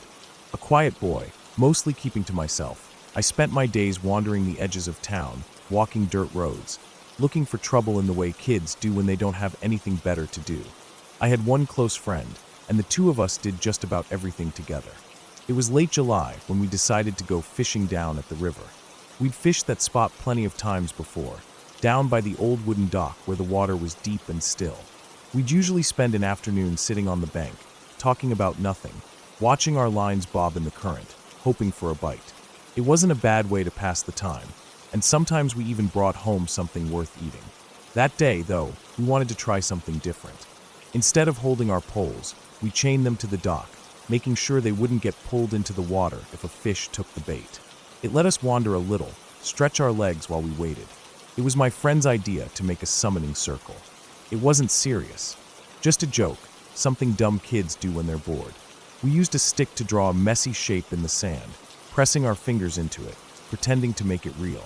The whole thing lasted maybe 5 minutes, both of us laughing the entire time. Then the water moved. At first, I didn't think much of it. It was a river, of course it moved. But there was something wrong about the way it happened. It wasn't just a ripple or a splash. It was a sharp, deliberate shift, like something big had just pushed against the current. Then, my friend's fishing rod yanked forward so violently that the metal chain clanked against the dock. The pole bent nearly in half before the line snapped, sending the loose end whipping back onto the wood. I barely had time to react before my own rod did the same. The pull was fast, strong, and unnatural. The line didn't just break, it was ripped clean, and whatever took it didn't stop. Instead of floating downstream like any normal fish would, it moved against the current, disappearing into the deeper part of the river without leaving so much as a splash. For a long time, neither of us moved. The dock was silent except for the creaking of wood beneath our feet. The river, which had always been a place of calm, felt different now. Wrong. There was no way to explain it. We should have seen something, some ripple, some break in the water's surface. But there was nothing. Just the empty, black current moving lazily along like always, as if nothing had happened at all. Without saying a word, we gathered our things and left. I don't remember much about the walk home. I just remember the feeling, that cold, uneasy weight in my chest that wouldn't go away. I'd spent my whole life near that river, and until that moment, I'd never been afraid of it. But that day, for the first time, I was. I didn't go back to fish for the rest of the summer. I never told anyone about it. Neither did my friend. Not because we didn't think they'd believe us, but because we didn't want to talk about it. Some things are better left alone. Years passed, and eventually I moved away. Life carried on the way it always does, pulling me in different directions. I didn't think about that day much anymore. I figured it was just a weird moment, something strange, but ultimately harmless. Then one evening, I told my son the story. We were staying in a small cabin for the weekend, up in the mountains, a place where the air smelled like pine, and the nights were so dark you could see every star in the sky. It was quiet, the kind of quiet you don't get in the city. As I talked, my son listened carefully, his face thoughtful, his eyes locked onto mine. I could tell he wasn't sure what to make of it. Then the smell started. It was sudden, creeping in from nowhere, thick and rancid. Feces mixed with sulfur. Not strong at first, but growing, twisting through the air like something alive. We searched everywhere. Checked the kitchen, the bathroom, even outside the cabin. Nothing. The smell wasn't coming from anywhere. It was just there, floating, shifting, impossible to pin down. I tried to ignore it, but as I kept talking, it got worse. It wasn't just a smell. It felt like something was in the room with us, watching. The air was heavy, pressing down on my chest like a weight. I wasn't a religious man, not really. But in that moment, I reached for something I hadn't thought about in years. I muttered a quiet prayer, words I barely remembered from childhood. My son sat still, eyes wide, waiting. The moment I finished, the smell disappeared. Just like that. Gone. I never did find an explanation. Maybe I don't want to. But I do know one thing. Some things aren't meant to be disturbed. And that river? I never went back.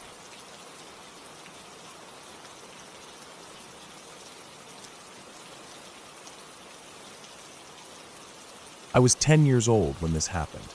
I remember it too clearly, like a bad dream that never fades, no matter how much time passes. It wasn't a dream, though. It was real, and even though I was just a kid, I understood enough to know how messed up it was. I was at my best friend's house that night. His name was David.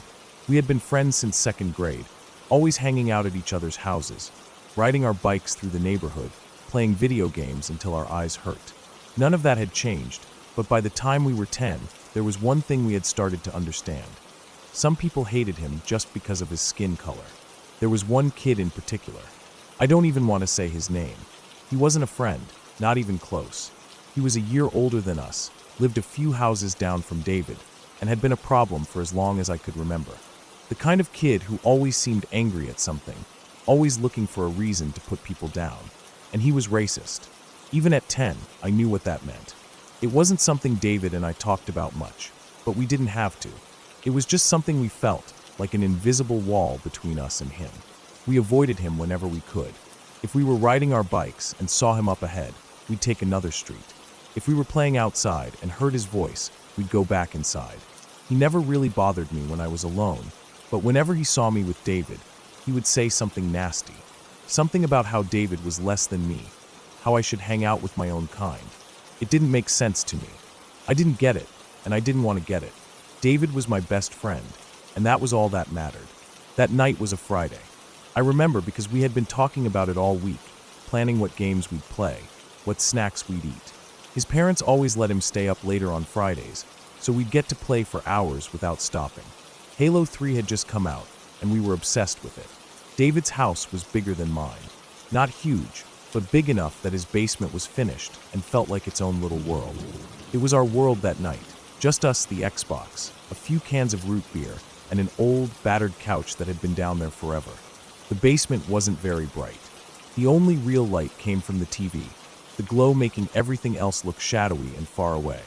There was a small window on the left side of the room, high up near the ceiling. It was one of those tiny basement windows that barely let in any light during the day. At night, it was just a dark square.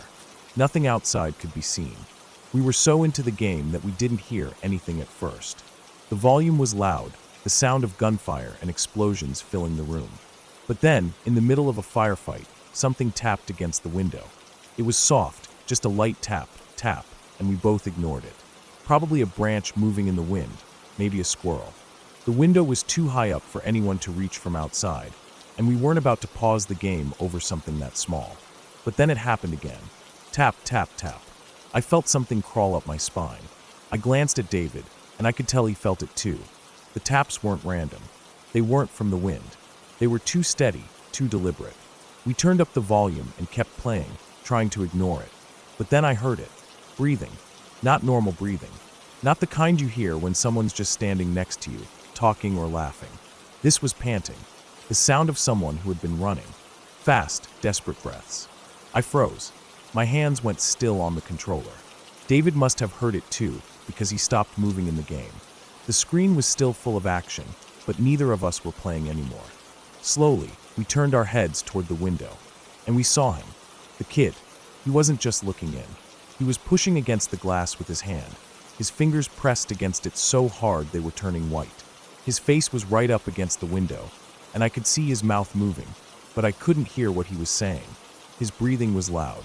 His whole body was tensed, like an animal ready to pounce. His eyes weren't normal.